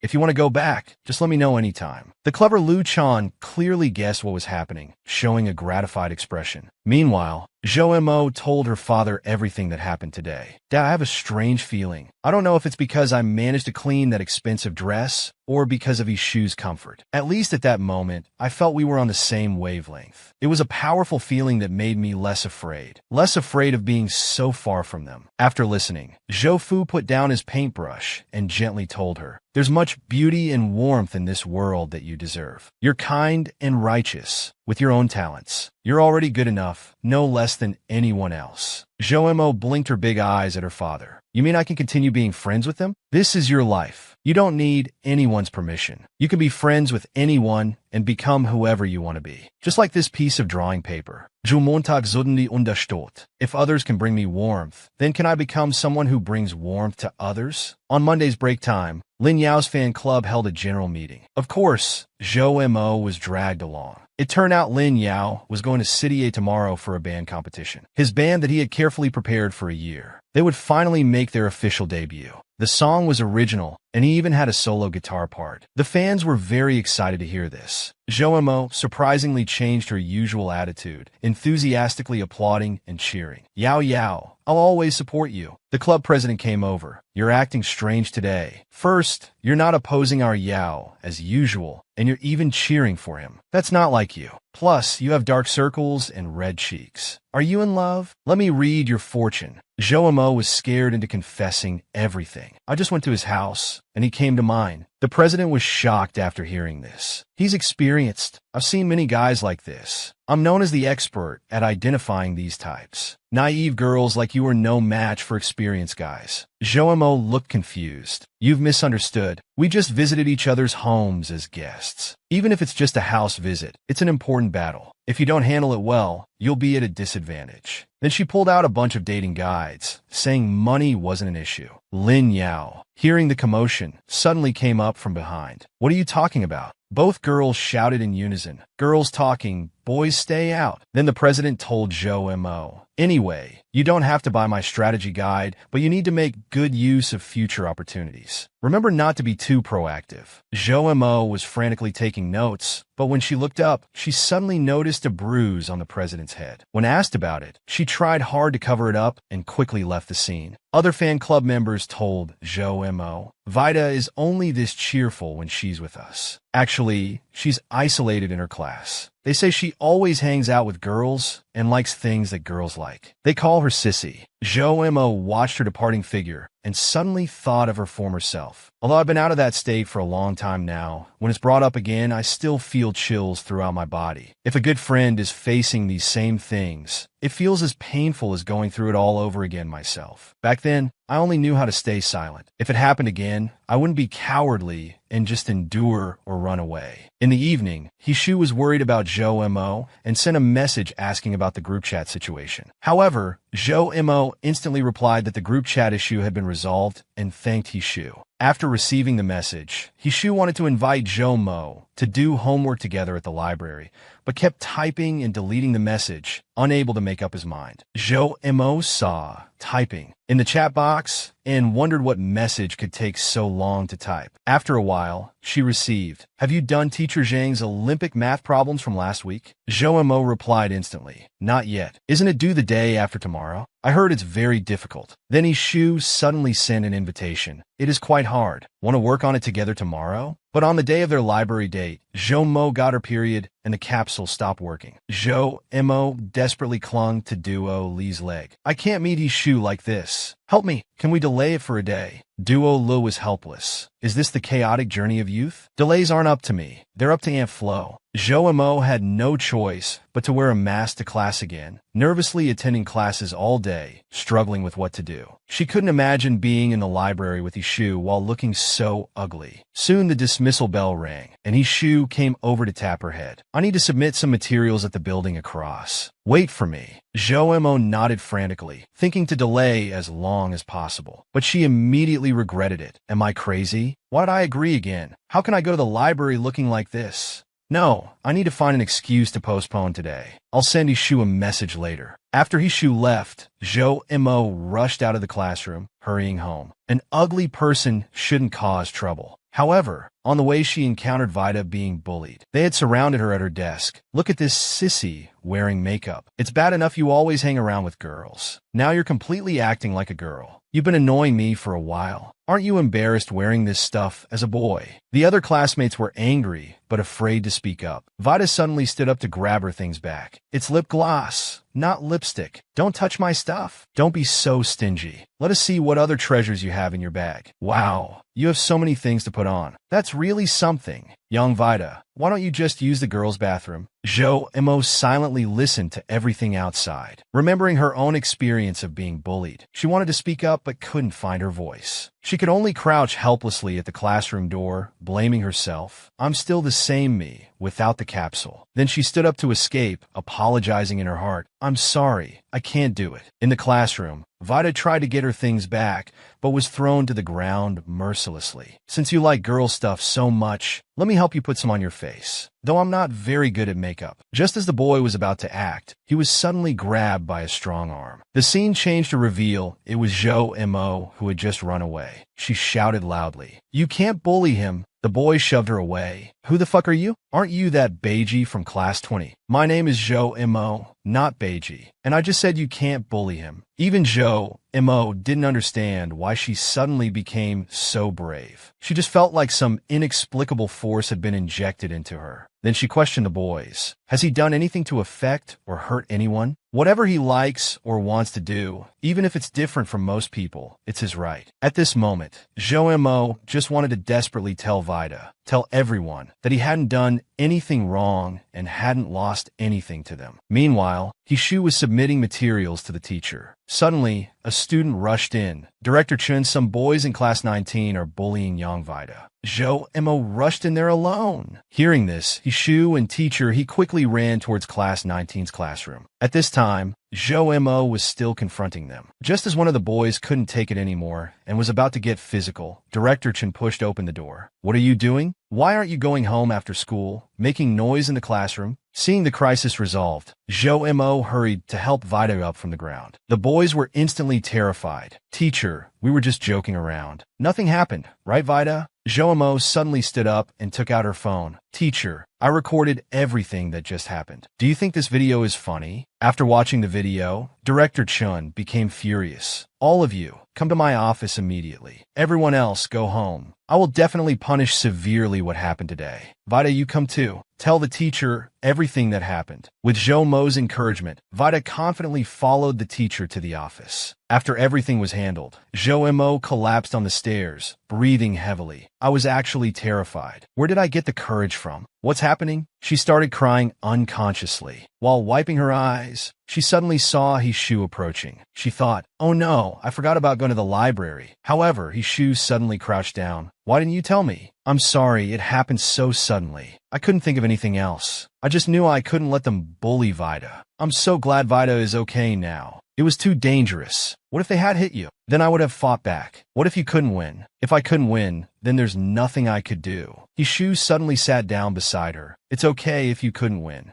because they couldn't beat me. At this moment, Zhou Mo finally understood that the sudden courage she had earlier came from Hishu. Zhou Mo was very grateful that Lin Yao and Shu Luchan had entered her life. At every lowest moment, they would stand by her side, giving her strength in their own ways. Because of this warmth, and not wanting to let it down, Zhou Mo tried her best. She also wanted to become someone who could bring warmth to others. Then she stood up and sincerely apologized to Hishu. In the evening, after Hishu finished showering, the butler walked in. He was holding a painting. The painting you asked me to buy at the auction has arrived. Even after all this time, I'm still confused. Does this sunflower have any special meaning to you? Hishu didn't answer, just held the painting and smiled slightly. The butler asked caringly, would you like me to help organize your collection room? But Hishu refused. No need. I'll organize that room myself. Moments later, his shoe came to the studio. It was filled with sunflower paintings, but he still hadn't found the one from his dreams. The next day, because of Zhou Mo's brave act, she took first place in campus popularity. After watching the bullying video, Lu Chan seemed very happy about the new popularity rankings. He showed a very pleased expression. During break, Lin Yao returned from his performance and found Zhou Mo sunbathing alone. He stared at her and asked, "Did that capsule give you an iron shield or something? Do you know how dangerous it is for a girl to confront several boys? Come here, fool. Let me check if you're hurt." So Lin Yao came to question her. Looking at him, checking carefully,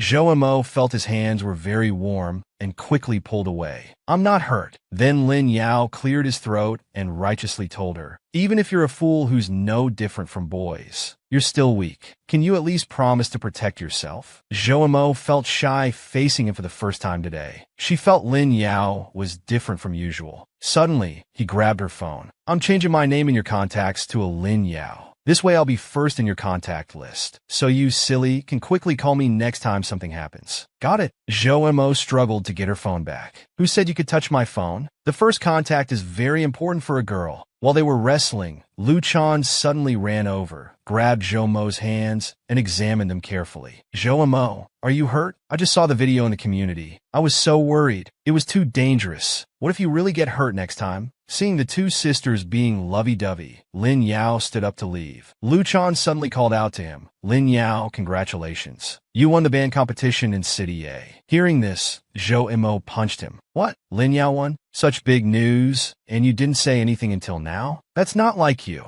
Lin Yao caught her fist. "I forgot to mention it because I was worried about you." Lu Chan smiled behind him. "Zhou Mo, you don't care enough about your friends. You should reflect on that." Then she told Zhou Mo about Lin Yao's competition experience. Later that day, Lu Chan was called to the teacher's office. "Tomorrow's morning exercises. The student who was supposed to lead with you is sick. We're considering who would be suitable to replace them. Tomorrow, leaders are coming to inspect the school. The exercise leaders represent the school's image, so it's important." Lu Chan thought for a moment. "Teacher, I think Zhou Wei from class 1 would be suitable. Zhou Wei recently helped a classmate and is now everyone's role model. Plus, she worked hard to get into class 1. She's always performed excellently at school. She can definitely represent the school's image." Faced with this argument, the teacher agreed. During dinner, Lu Chan's father kept complaining, "Those old foxes from the He family keep delaying the contract. You've known young Master He for so long, and now you're at the same school. How are you getting along?" Facing her father's words, Lu Chan remained very calm. "Dad, you're getting impatient again. I know what to do," her father reminded her. "After all, he's the young master of the He family, not an ordinary boy. Don't be too optimistic." Lu Chan didn't take it seriously at all. He's just an illegitimate child anyway. She casually sent the information about leading exercises to Zhou Mo. As everyone knows, the legendary radio calisthenics is actually a battlefield for girls. In various movements like chest exercises, you'll notice the differences between people. Pretty girls look graceful, while ordinary girls are indescribable. This gap is something most girls want to eliminate desperately when boys are present. All those deliberately soft movements in front of boys prove one thing: I'm delicate. Because if you do it seriously, without doubt, your radio calisthenics would turn into Chinese Kung Fu. And the legendary turning exercise is even more subtle, because it's the best chance to secretly look at your crush or be seen by them. When all the boys turn around, all the girls' movements suddenly become extremely graceful. Of course, there are many who spend 20 wonderful minutes in the bathroom, Chow Chow's comrades. But it always ends with the teacher's routine inspection. In short, radio calisthenics is a huge, complex, undercurrent-filled eye contact meeting. And in this daily activity, the most frightening part is leading the exercise. Zhou Mo received Lu Chan's notice yesterday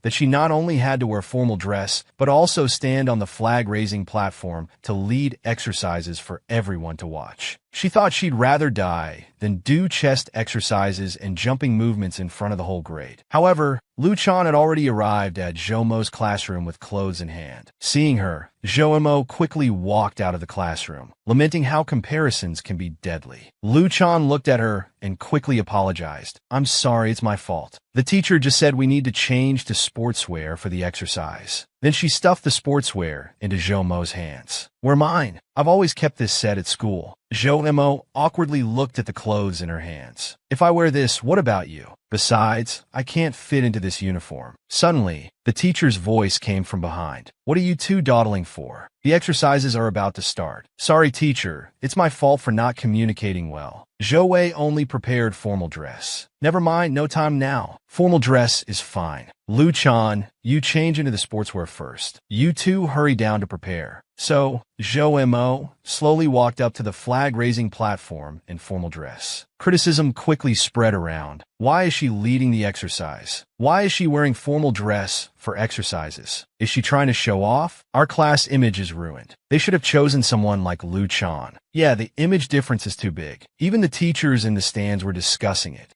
Zhou Mo couldn't understand how she ended up leading exercises in formal dress. She kept stealing glances at Lu Chan, who led exercises in sportswear, looking light and graceful. In comparison, she felt so clumsy in her outfit. It was really stupid. Thinking this, she could only pray for it to end quickly. This would be the boys' laughingstock for the whole day. Look at the pig jumping. Her dress is going to fly up. During the third jumping exercise, Zhou Mo's movements were like earthquakes, and she kept having wardrobe malfunctions. Hearing the mocking voices around, Hishu couldn't stand it anymore. He strode towards the flag-raising platform. Then he took off his jacket and put it on Zhou Mo's shoulders. You go down first, I'll lead the rest. Only then did Zhou Mo realize her wardrobe malfunction and hurriedly ran off the stage. After the exercise period, several boys went to smoke in the bathroom, discussing. Did you see the principal's expression? His face was terrifying. Well, that's what happens when the exercise leader is so hot. However, Hishu passing by heard everything. The boys quickly stubbed out their cigarettes in fear. Oh no, Hishu is from the student council. Will he report us? But a blonde guy remained dismissive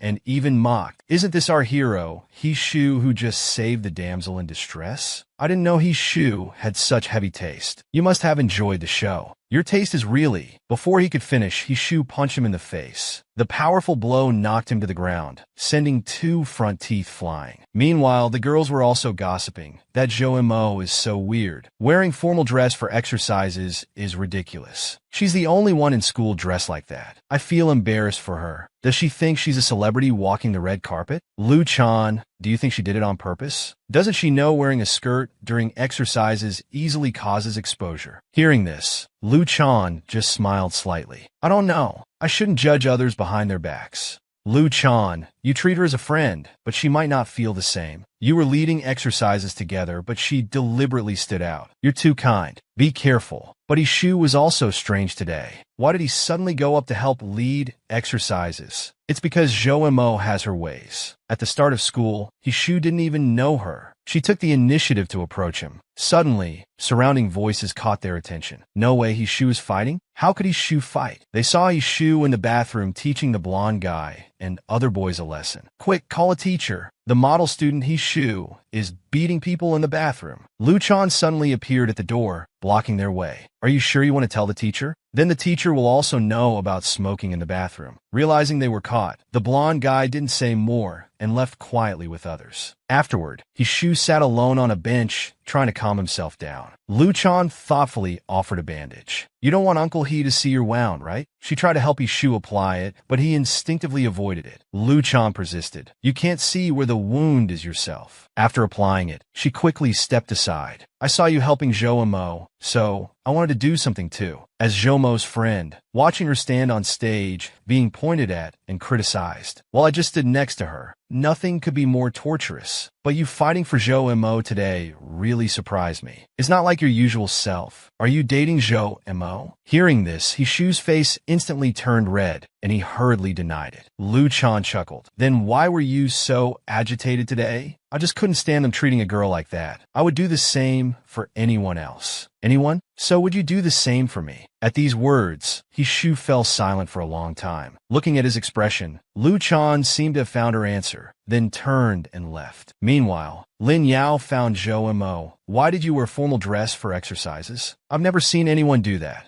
How would I know? The teacher notified me. Which teacher? Lu Chan. But is that the point? The point is, I've embarrassed myself in front of the whole grade today. I look clumsy and ugly in that formal dress. It's not a big deal. I think you looked great in formal dress. Really beautiful. You were graceful and poised on stage. I almost started a fan club for you right there. And from afar, your profile looks like a certain celebrity. Zhou Mo clearly heard this as consolation and pushed Lin Yao's hand away. Lin Yao grinned mischievously. I'm not just comforting you. I'm serious. I think your profile looks like Jiaoling. He quickly dodged backward. Though Zhou Mo was angry, she couldn't hit him and could only make a face to mock him. I'm done talking to you. I need to return the clothes to his shoe, you jerk. After Zhou Mo left, Lin Yao lay on the steps, self-mockingly. She doesn't need you at all. Lin Yao, you're such a fool. Meanwhile, Shu went to see a psychologist. The doctor tried to understand his condition. So you've been dreaming about that girl for almost 3 years. Is that sunflower always in every dream? Have you met this girl in real life? I can't see her face clearly, so I'm not sure. The doctor had to try a different approach. Can you describe in detail that sunflower artwork? It was the most unique sunflower I've ever seen, because that sunflower had one green petal. Later, Shu left the consultation room with his butler. Young master, Dr. Ouyang is the top psychologist in the country. His appointments are only available on weekdays. Sorry you had to take leave. I've instructed the staff. Your father won't know about this. A few days later, Lu Chan came to find Zhou Mo. As they were chatting happily, suddenly a bright light flashed, almost blinding Lu Chan's titanium-grayed eyes. After the light faded, Zhou Mo became beautiful again. Lu Chan was very surprised at what she saw.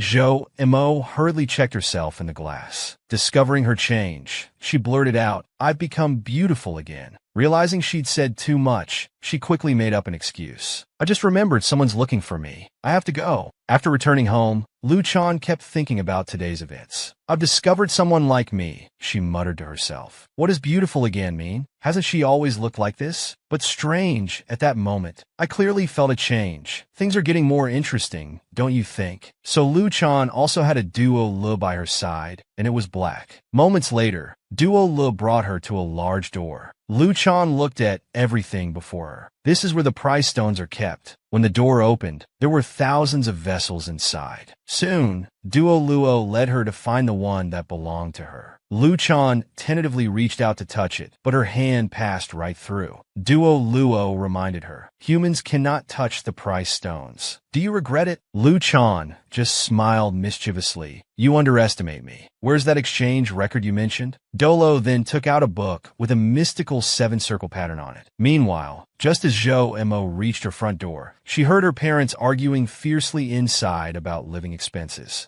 Zhou Mo's family was struggling because her father kept painting, but his gallery hadn't made any money yet. They could barely afford the rent. Yet her father still spent money on Zhou Mo's art education. Thus, a conflict between realism and idealism erupted. The argument was intense, and soon her mother was crying. Zhou Mo pushed open the door and entered the room. She slowly walked up to her parents. "Return the art supplies. The money would be better spent on household expenses or buying more study guides." Then she bent down to pick up the art supplies from the floor. "Promise me you won't argue about this anymore. I've decided to stop painting." Looking at the items in Zhou Mo's hands, both parents fell into deep thought and stopped arguing. Back in her room, Zhou Mo looked at her old diary. "My old drawings were so cute." She smiled while flipping to the last page, where it read, "Mom, this time I'll become the person you want me to be." Reading this, she fell into contemplation. Tonight, too, Zhou Mo faced a choice between realism and idealism, and she was forced to choose realism.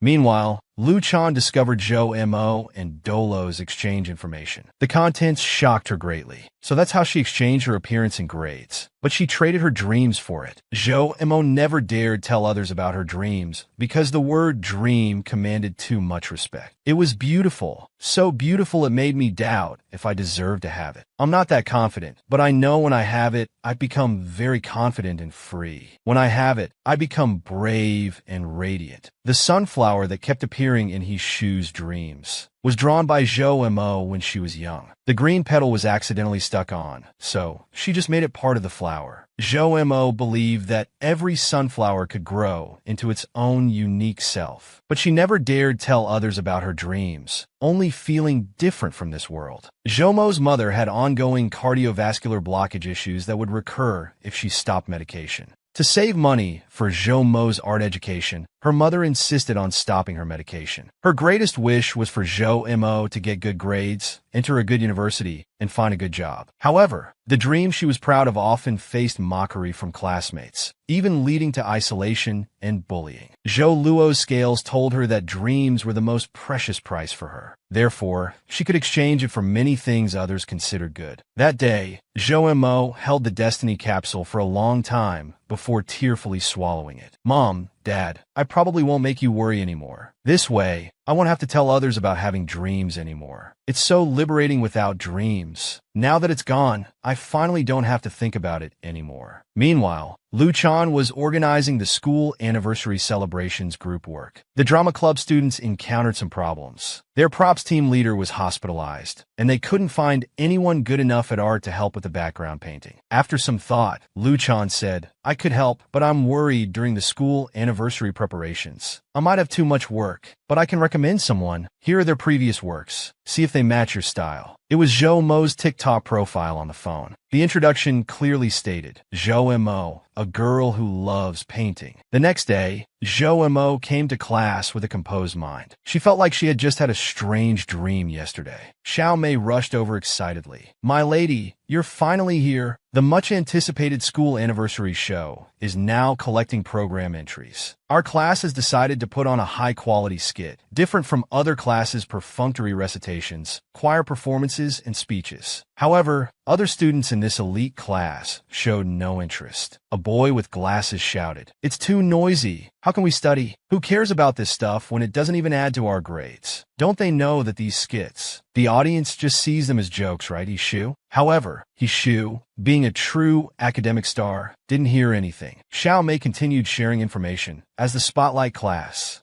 our skit will be the domineering Tang monk in the women's kingdom. Dear Zhou Mo, we've already found the male lead for Tang monk. Would you be interested in playing the female lead, the king of the women's kingdom? Zhou Mo frantically waved in refusal, but Xiao Mei covered her mouth. "Thanks for everyone's support. I'm relieved to hear you want to join." Then she whispered to Zhou Mo, "If you don't help me this time, you're not my friend anymore." The cultural committee member was being serious. Under Xiao Mei's pressure and persuasion, after careful selection, Zhou Mo confusedly accepted. Xiao Mei continued praising Zhou Mo. "Really, if you weren't playing this role, I don't know who else would have the looks for it. Our male lead is quite handsome too." "Alright, Zhou Mo, tomorrow you'll rehearse with the male lead. Your CP partner will be our class's super popular guy, Yamu." Yeah. Those girls who have crushes on him would probably cry if they knew you're acting with him. Zhou Mo felt very awkward and didn't notice Hishu quietly walking over. Seeing him, Zhou Mo thought, Hishu probably finds these activities boring. He probably wouldn't even notice such activities. Seeing Zhou Mo distracted, Xiao Mei scolded loudly. "Are you listening to me? Starting this week, we'll practice during evening self-study. You need to get familiar with Yamu and develop some chemistry. After all, you have a kissing scene." Hishu, walking past, heard this, and although he said nothing, his pupils suddenly dilated. He listened carefully to Xiao Mei's description. Zhou Mo was quite shocked after hearing about the kissing scene. Xiao Mei quickly comforted her. "Don't worry, it's just camera angles. The students really want to see this, it'll be popular. You know what I mean." When it was almost class time, everyone returned to their seats. Zhou Mo watched Hishu distributing test papers, thinking how nice it would be to have him as her CP partner instead. However, when it was Zhou Mo's turn to receive her test paper, Hishu didn't hand it to her, but slammed it on the desk. During afternoon PE class, Zhou Mo went to the school store to buy water, and Hishu happened to be there too. Zhou Mo ran over trying desperately to get his attention, but Hishu completely ignored her. Just as Zhou Mo reached for the water, Hishu suddenly grabbed it first. Zhou Mo was very confused. Was he deliberately ignoring her? Why did he suddenly act this way? When school ended and Zhou Mo walked out of the classroom, she felt very disappointed. The day had passed just like that. Not a single word was exchanged before leaving. She felt slightly unwilling. She wanted to ask him why. It felt like they were having a cold war, but this subtle feeling made it impossible to ask. Besides, he probably wouldn't even bother having a cold war with her. Who did she think she was? Still, she couldn't help but look back at his shoe's seat. What she saw was quite something. Lu Chan was sitting in front of him. Zhou Mo hadn't even noticed when he went in. From a distance, the two seemed to be having a pleasant conversation. Zhou Mo suddenly felt embarrassed. No, why am I spying on them? What am I thinking? If he wants to ignore me, so be it. I shouldn't embarrass myself further. Then she turned and ran home. Lu Chan noticed all of this and gave a knowing smile. Actually, Lu Chan had not only found Zhou Mo's exchange information earlier, but his shoes as well. He had also taken the destiny capsule. Thinking of this, Lu Chan smiled and turned to his shoe, saying, "It's like this. My father wants to invite you and Uncle He to our house to appreciate the newly purchased paintings." However, his shoe was distracted and wasn't paying any attention to the paintings. Meanwhile, Zhou Mo returned home and vented her frustration on her pillow. Boys are such jerks. Why is he suddenly ignoring me? Dolo was confused beside her. So why pig's trotters? Human jokes are hard to understand. If he didn't want to care about me, why did he care so much before? Now he cares when he wants and ignores when he wants. I even walked home super slowly today, foolishly hoping he would come and say something to me. I'm really overthinking things. I'm so worked up just because we didn't talk. Am I going crazy? But his hot and cold attitude really hurts my self-esteem. If you ignore me, I won't pay attention to you either. Then she started venting on the newspaper. While she was angry, her phone suddenly buzzed. When Zhou Mo angrily opened it, it was his shoe asking where she was. Angry, she threw her phone away. "I will never respond to you, you jerk. Never in this life." But he's the same jerk who completely ignored you earlier. Now I should ignore you too. I won't reply.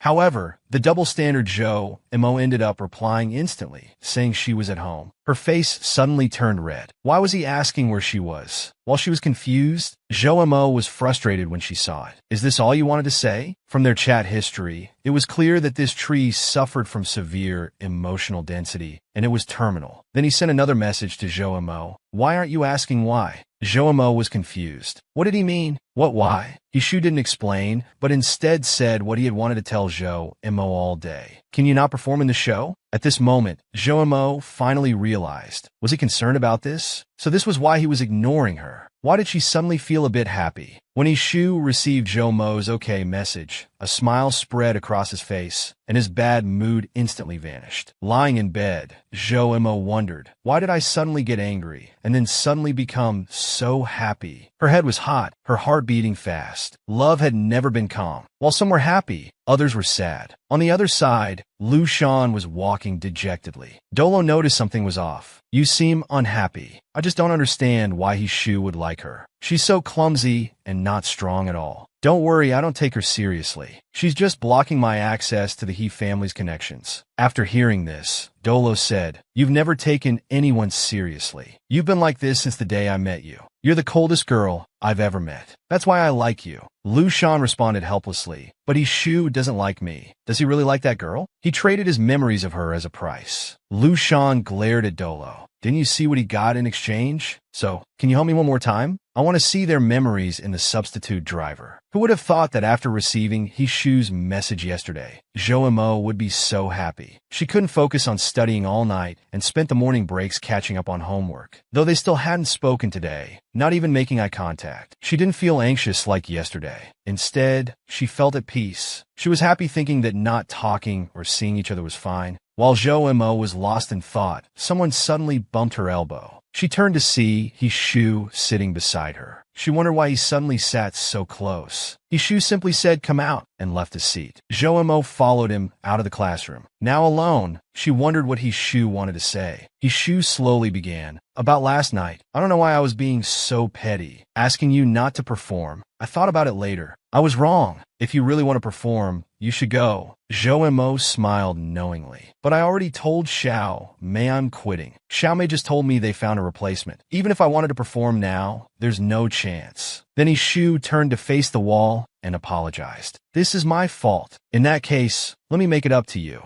You can forbid me from doing something you don't want me to do. Then I forbid you from always being so stern. You always appear so cold that everyone thinks you're unapproachable. Hishu asked puzzledly. Why do I need so many people approaching me? But I can promise in front of you, I won't be cold. With these words, the air suddenly went quiet. After a while, Zhou Mo held up her pinky finger. I don't believe you, unless we pinky swear. So they made a pinky promise, and Zhou Mo finally felt at ease with Hishu. Zhou Mo secretly vowed to always remember Hishu's smile that day and their promise. But at that time, neither of us knew what future awaited us. Actually, Hishu rarely smiled since childhood. Even in ID photos, he showed no expression. The photographer was helpless. As a result, his ID photos always looked gloomy. This led to discussions among classmates. They said his mother was a mistress, morally corrupt. They also said his father abandoned both mother and son, never visiting them. He was a bad person too. After returning home, Hishu told his mother about these rumors. But his mother denied it immediately. Who told you such nonsense? Your father is a good person. If father is such a good person, why doesn't he visit us? Doesn't he care about what we're doing? His mother was speechless, facing young Hishu's questioning. As a child, he could only imagine his father's appearance in his dreams. Soldier, scientist, explorer. Countless imaginations became his only source of satisfaction. The reality was that soon after, he moved into a mansion as an illegitimate child. At first, even the servants pointed fingers and mocked them. They ridiculed their poverty, saying he was just the master's drunken mistake, and his mother wasn't even worthy of being called a mistress. Hishu was only acknowledged by his father because the He family's eldest son and wife died in a car accident. Suddenly, Hishu had a father, but it wasn't like what he had imagined. His mother always thoughtfully prepared dinner, but each time his father would show disdain. Though Hishu had a father now, certain conditions had to be met for him to be noticed. Since then, Hishu became extremely hardworking, though he never understood clearly. Was he working hard to please his father, or to help his mother gain respect in this family? Or perhaps just to be truly acknowledged as his son? At that moment, he realized that many people in this world live for others. One night, Hishu found his drunken father. He was sitting alone at the door sobbing. Hishu hurried to help him up, but in his confusion, his father mistook him for his eldest son. Holding Hishu's hand, he sobbed harder. His longing and guilt were palpable. Dad, you're drunk. I'm not. He ran. Hearing this, his father pushed Hishu's hand away and started cursing. It's you, you unlucky boy. Do you know how much business I've lost because of your gloomy face? Don't you know you need to smile in business? Can't you smile for me? Hishu held back his hurt and forced a smile. I can smile for you.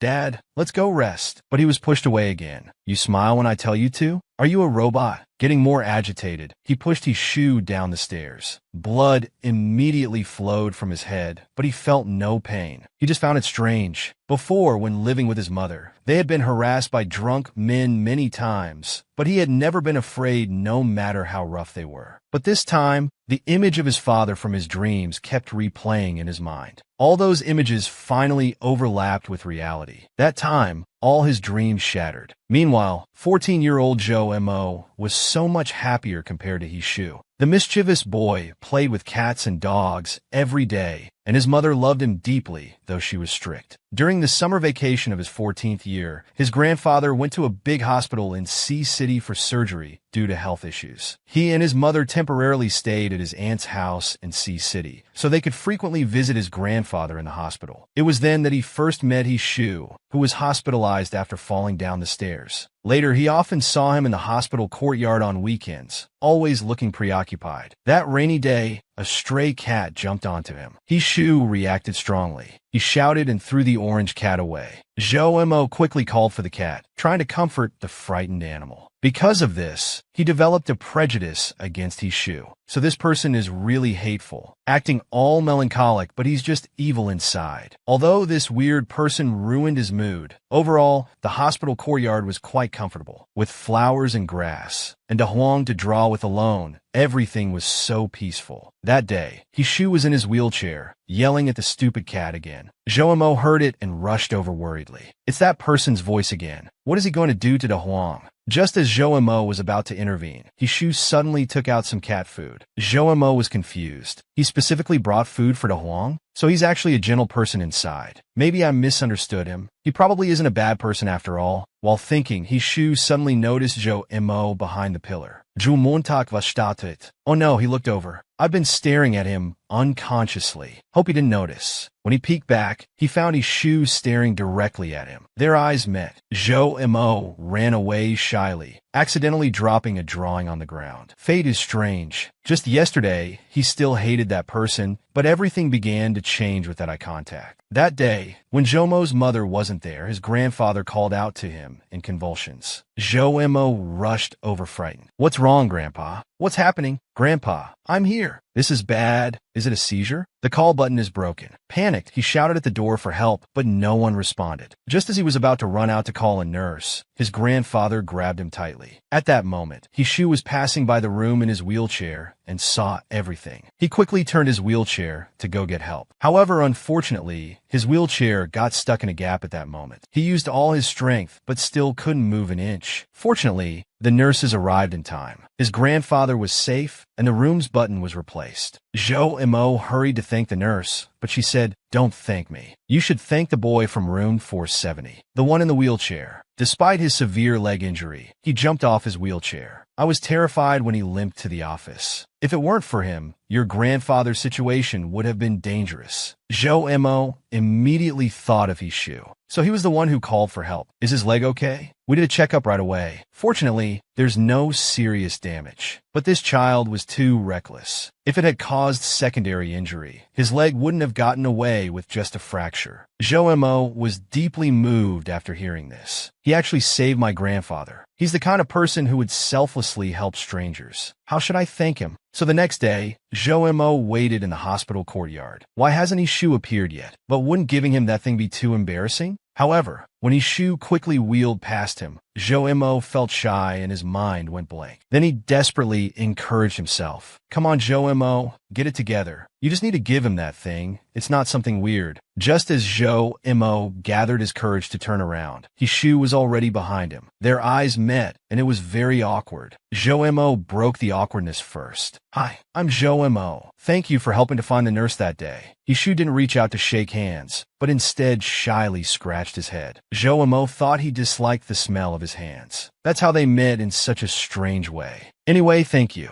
If it weren't for you, my grandfather would have been in real danger. I've been thinking about how to repay you. If you don't mind, please accept this gift." He handed over a drawing. In the drawing was Hishu happily playing with the orange cat. However, Hishu disdainfully turned his head away. "The drawing is terrible. It doesn't look like me at all." Zhou Mo was completely confused. What kind of development is this? This isn't like the TV dramas I've watched. Then he shouted, "Why would you say that? I put a lot of effort into it." He kept telling himself internally, "Stay calm. Zhou Mo, don't scold him. He's your benefactor." Then he turned his head away, dejectedly. "Fine, I get it. If you don't like it, forget it. Or I can go back and—" Before he could finish, Hishu snatched the drawing. "Even though it's drawn so badly, I'll reluctantly accept it today." Then he wheeled away in his wheelchair, racing with others. Back in his room, he asked his mother for a frame and carefully mounted the drawing. The next day, Zhou Mo said goodbye to the Huang with his drawing board. "I can't play with you today. I'm going outside to sketch." Hishu suddenly said, "I'm so bored." "Where are you going?" "I want to go too." This surprised Zhou Mo. Why is this weird person so proactive today? But he agreed. They soon arrived at a field where sunflowers particularly caught the eye. Zhou Mo took out a bottle of paint and proudly said, "Today I secretly borrowed my dad's paint. Finally, I can paint colorful sunflowers." Hishu watched him curiously. "Do you like drawing that much?" "Maybe because this is the only thing I'm good at. Every time I draw, I feel immersed. Time passes quickly, and I smile unconsciously. I guess that means I really like it." "Hishu, is there anything you really like?" Hishu fell in a deep thought. "What do I like? That kind of thing has no meaning." Zhou Mo stared at him blankly. "No meaning?" He's always like this, speaking aggressively, but hiding his softest thoughts? However, while lost in thought, he accidentally got green paint on the sunflower in his drawing. Obviously, it couldn't be erased, so Zhou Mo had an idea and painted all the petals green. Hishu scoffed at this. "Isn't that too strange? When it's finished, it'll definitely look ugly." "Je montac disacrit." What's so strange about it? It's not strange at all. But Hishu thought, the green petals are obviously a mistake. If it were my drawing, I would throw it away and start over. Why throw it away? It's not the painting's fault. It's not a mistake. It's just different. Green has become part of it. Now it's the most unique sunflower in the world. Hearing this, his shoe froze for a moment. Like a sudden enlightenment, he seemed to understand something. In the past, I always thought my birth was a mistake. To me, mistakes were bad, shameful. So, I thought I should be thrown away. That painting doesn't deserve to exist. But the error that tormented me for so many years wasn't even a problem in his eyes. Can I believe it? I want to believe that mistakes can be accepted. That even with mistakes, one can live well. 2 weeks later, Hishu could walk and was discharged to recover at home. The first thing he did at home was asking the butler to prepare ingredients. He planned to make a bento box for Jo-mo to show his gratitude. His happiest memories were eating meals his mother made. His mother always smiled watching him eat what she made. Before, he didn't understand that feeling of being happy just seeing others happy. But now he met someone who gave him that feeling. The desire to see that person happy. The satisfying feeling of seeing his happiness. Before discharge, he invited Jo-mo to an art exhibition on Saturday. He specifically reminded him to come with an empty stomach that day. That day, Jo-mo shyly took the bus to their meeting place. However, Hishu completely ignored his parents' argument. Where's Hishu? Didn't anyone tell him about today? I thought Hishu just got discharged and hasn't rested enough. How can we delay? The media has been notified. We must go today. The cruise venue is already booked. Some bastard spread rumors earlier. Now people are saying I'm abusive. If Hishu doesn't attend, it'll trigger another wave of public opinion. If the rumors continue, stocks will keep falling. We'll all suffer. Just then, Hishu walked out from the kitchen. Hishu, what are you doing? Hurry and change clothes. We need to leave for the press conference. Hishu looked troubled. But I can't today. I can't go. I have something important with someone today. I can go with you tomorrow, but not today. I just can't.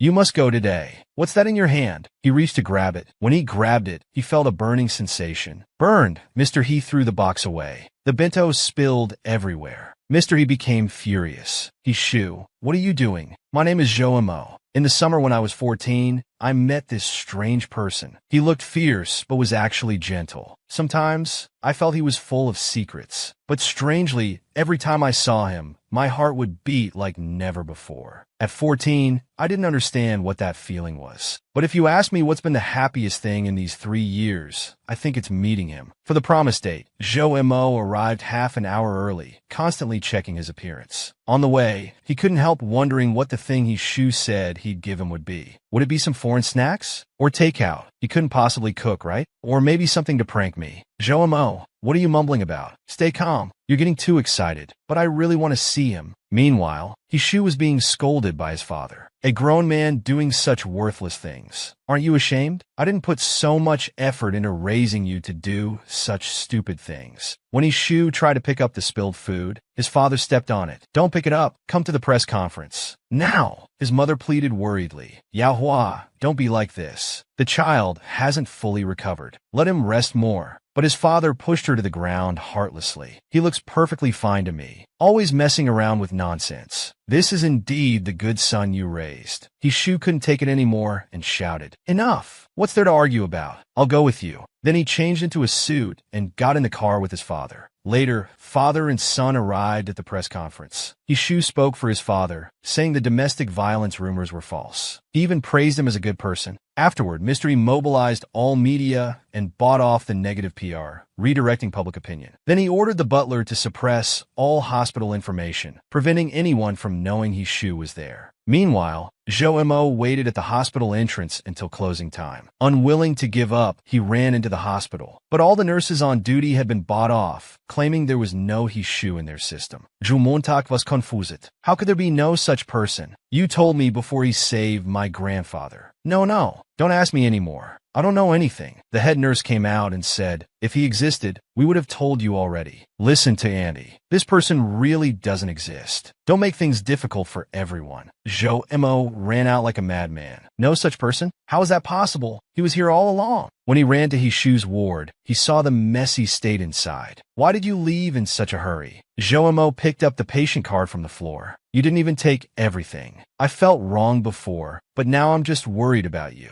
Jo-mo saw the tools in the drawer and the sunflower painting he drew. Hishu, where are you? Are you okay? Promise me you'll be alright. Whatever you're going through, I'll keep waiting for you. Meanwhile, after the press conference, Hishu listened to the butler's next arrangements. The press conference went well. This event lasts 5 days. The next few days focus on corporate image, project launches, and internal staff arrangements. According to plan, young master, you need to attend all of them. That's all fine, as long as my mother gets what she deserves. Rest assured about that. The master has signed. You can freely dispose of your assets. Also, that girl Zhou Mo has left. Unfortunately, we couldn't get her contact information. Don't bother looking. There's no time to care about that now. I know he won't allow me to contact anyone at the hospital. I won't put you in a difficult position. Don't worry, just leave it. Hishu returned to his room dejectedly. However, Dowda was already waiting for him. Time's almost up. Have you made up your mind? Hishu looked at him. One final confirmation. This price won't affect my mother, right? The price only concerns you, not your mother. Hearing this, Hishu immediately asked Dolo for the capsule. Dolo looked at him in surprise. Don't you want to hear what the price is? No need. Someone like me has nothing left to lose. Then he swallowed the capsule directly. What he didn't know was that the price he paid would be every memory of knowing Zhou Mo. Every single memory.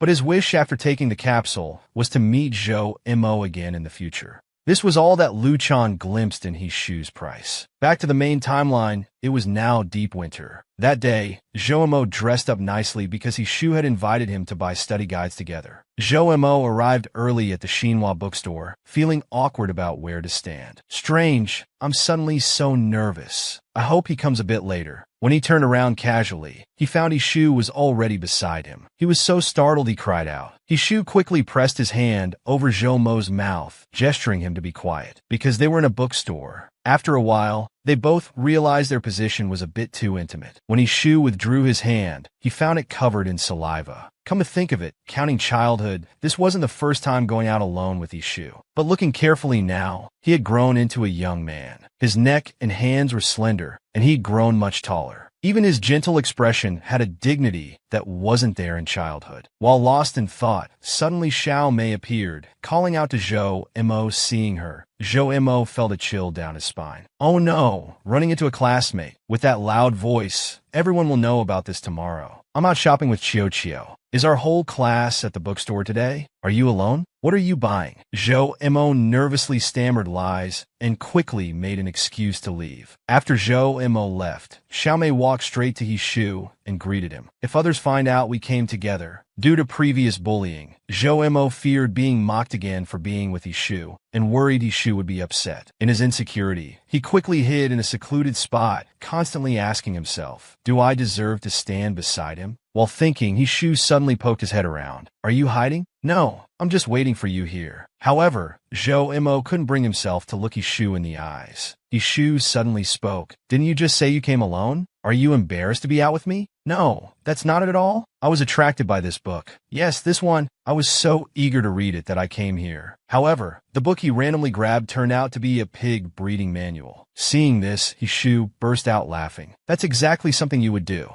Let me pay for it this time. If you want to repay me, you can watch a movie with me. I want a pair of movie tickets in a lottery and don't want to waste them. Later, they arrived at the cinema. Come to think of it, I've never watched a movie with a guy before. I've been solo since birth. But even so, it feels like we're a couple. I must keep reminding myself not to get carried away. You're just here for the free ticket. You're not a couple. After sitting down, Hishu lifted up the armrest between them. This startled Zhou Mo. Only couples do this, right? No, I saw you had a backpack to put down. You can put it in the middle. Zhou Mo felt embarrassed. Oh, that's why. That's what I thought too. After all, the backpack is so big. Then they each leaned to their respective sides, the air unusually quiet. Hishu said with a red face, don't worry, I won't take advantage of you. Zhou Mo felt disappointed hearing this because he wanted to be taken advantage of. After a while, music started playing, breaking their awkwardness. The entire theater suddenly went dark as the movie began. However, for Hishu's carefully chosen first date movie,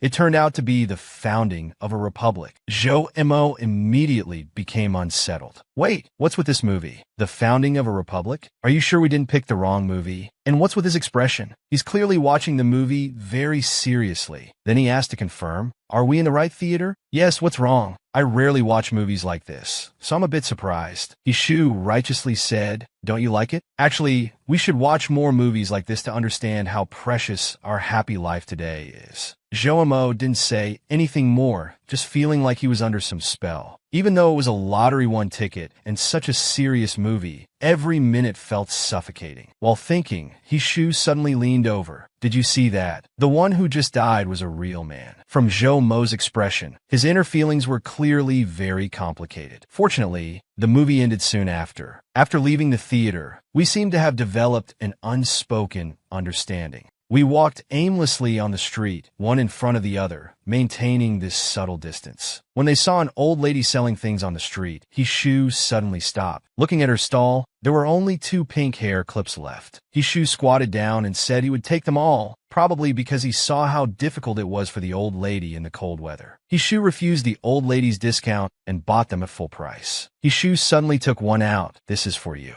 It matches your scarf color. It will look good on you. After the old lady took the hair clip, Hishu strode forward. After walking away, he took out another hair clip. I'll give you the other one too. I think it'll suit you, Zhou Mo. Seeing this, Zhou Mo called him fake. You said the same thing to the old lady. Do you tell everyone they look good? How is that fake? That old lady had kind eyes. I found her appearance comforting. Do you know why I bought these clips? My mom used to run a small business too, so I understand. The sooner they sell out, the sooner they can go home. That old lady, even though her life is so difficult, stray dogs still follow her. She must be a very kind person. That's why I think she's beautiful. Upon hearing this, Zhou Mo stood frozen in place. Was Hishu always like this in his memories? Rushing to help strangers regardless of who they were? Never turning a cold eye to others' difficulties? Never judging people by their appearance or circumstances, but looking at their hearts instead? The person I like is such a good person, while I care so much about those superficial things. This gives me an indescribable feeling of unworthiness. Hishu noticed Zhou Mo's unhappiness. Even if it wasn't to help that old lady, I would have bought it to give to you anyway. You're naturally pretty, so it'll definitely look good on you. I guarantee I'm not being fake. When Zhou Mo heard the word pretty, his heart skipped a beat. It felt so good to be with Hishu and receive his compliments. But why couldn't he feel happy at this long-awaited moment? Instead, standing in front of you like this, I feel more awkward and inferior, because this pretty version of me that you're complimenting isn't the real me. The next day, Lin Yao's fan club visited the ski resort. Our second male lead was showing off brilliantly. Fans were taking photos and praising him. He really had that superstar vibe. In contrast, Zhou Mo couldn't even move after an hour of practice and had been feeling down all day, because he was still stuck in yesterday's emotions, unable to get out. In front of Hishu, he always easily felt inadequate. After half a day of skiing, not only had he failed to learn, but his foot was swollen and painful. Then Lin Yao suddenly squatted down in front of him. Get on, I'll carry you to the restroom. It's just a little pain. I can walk back myself. I'm not that delicate. Besides, what if you throw me over your shoulder? Zhou Mo said this because Lin Yao's quiet back didn't look like he was joking. This gave me a strange feeling. Wanted to run away quickly. Otherwise, it felt like I was betraying someone. In the restroom, Lin Yao put his hand on Zhou Mo's shoulder. That's too much, bro. Do you know how many girls dream of being carried by this prince? What force made you reject God's gift? Is it because you're dating someone recently? Zhou Mo hurriedly denied it. However, the clever Lin Yao had already figured it out from his distracted expression. After resting, they went on the cable car. Zhou Mo was happy looking at the scenery before him. Looking out, there was a vast expanse of soft white snow, like being in a fairyland. Among all the beautiful colors in the world, snow chose white, giving off an unassuming beauty like a black dog in the dark. Lin Yao disagreed. Who says snow doesn't want to compete? Maybe Snow's heart is surging inside. Clearly, his words had another meaning. Then he changed the subject. Next time, Let his shoe bring you to see this. Your expression says, I wish I could come here with the person I like. Jomo blushed. I told you I don't have anyone I like. What are you analyzing? Always acting like a love expert. You heartless person. You don't even have someone you like. But Lin Yao suddenly interrupted. Who says I don't have someone I like? You mean you have someone you like? Why have you never told me? And every time I asked, you firmly said you didn't. Calling yourself a playboy. You've hidden it too well. Bro, after all this time, you still don't know? This prince's greatest skill is pretending.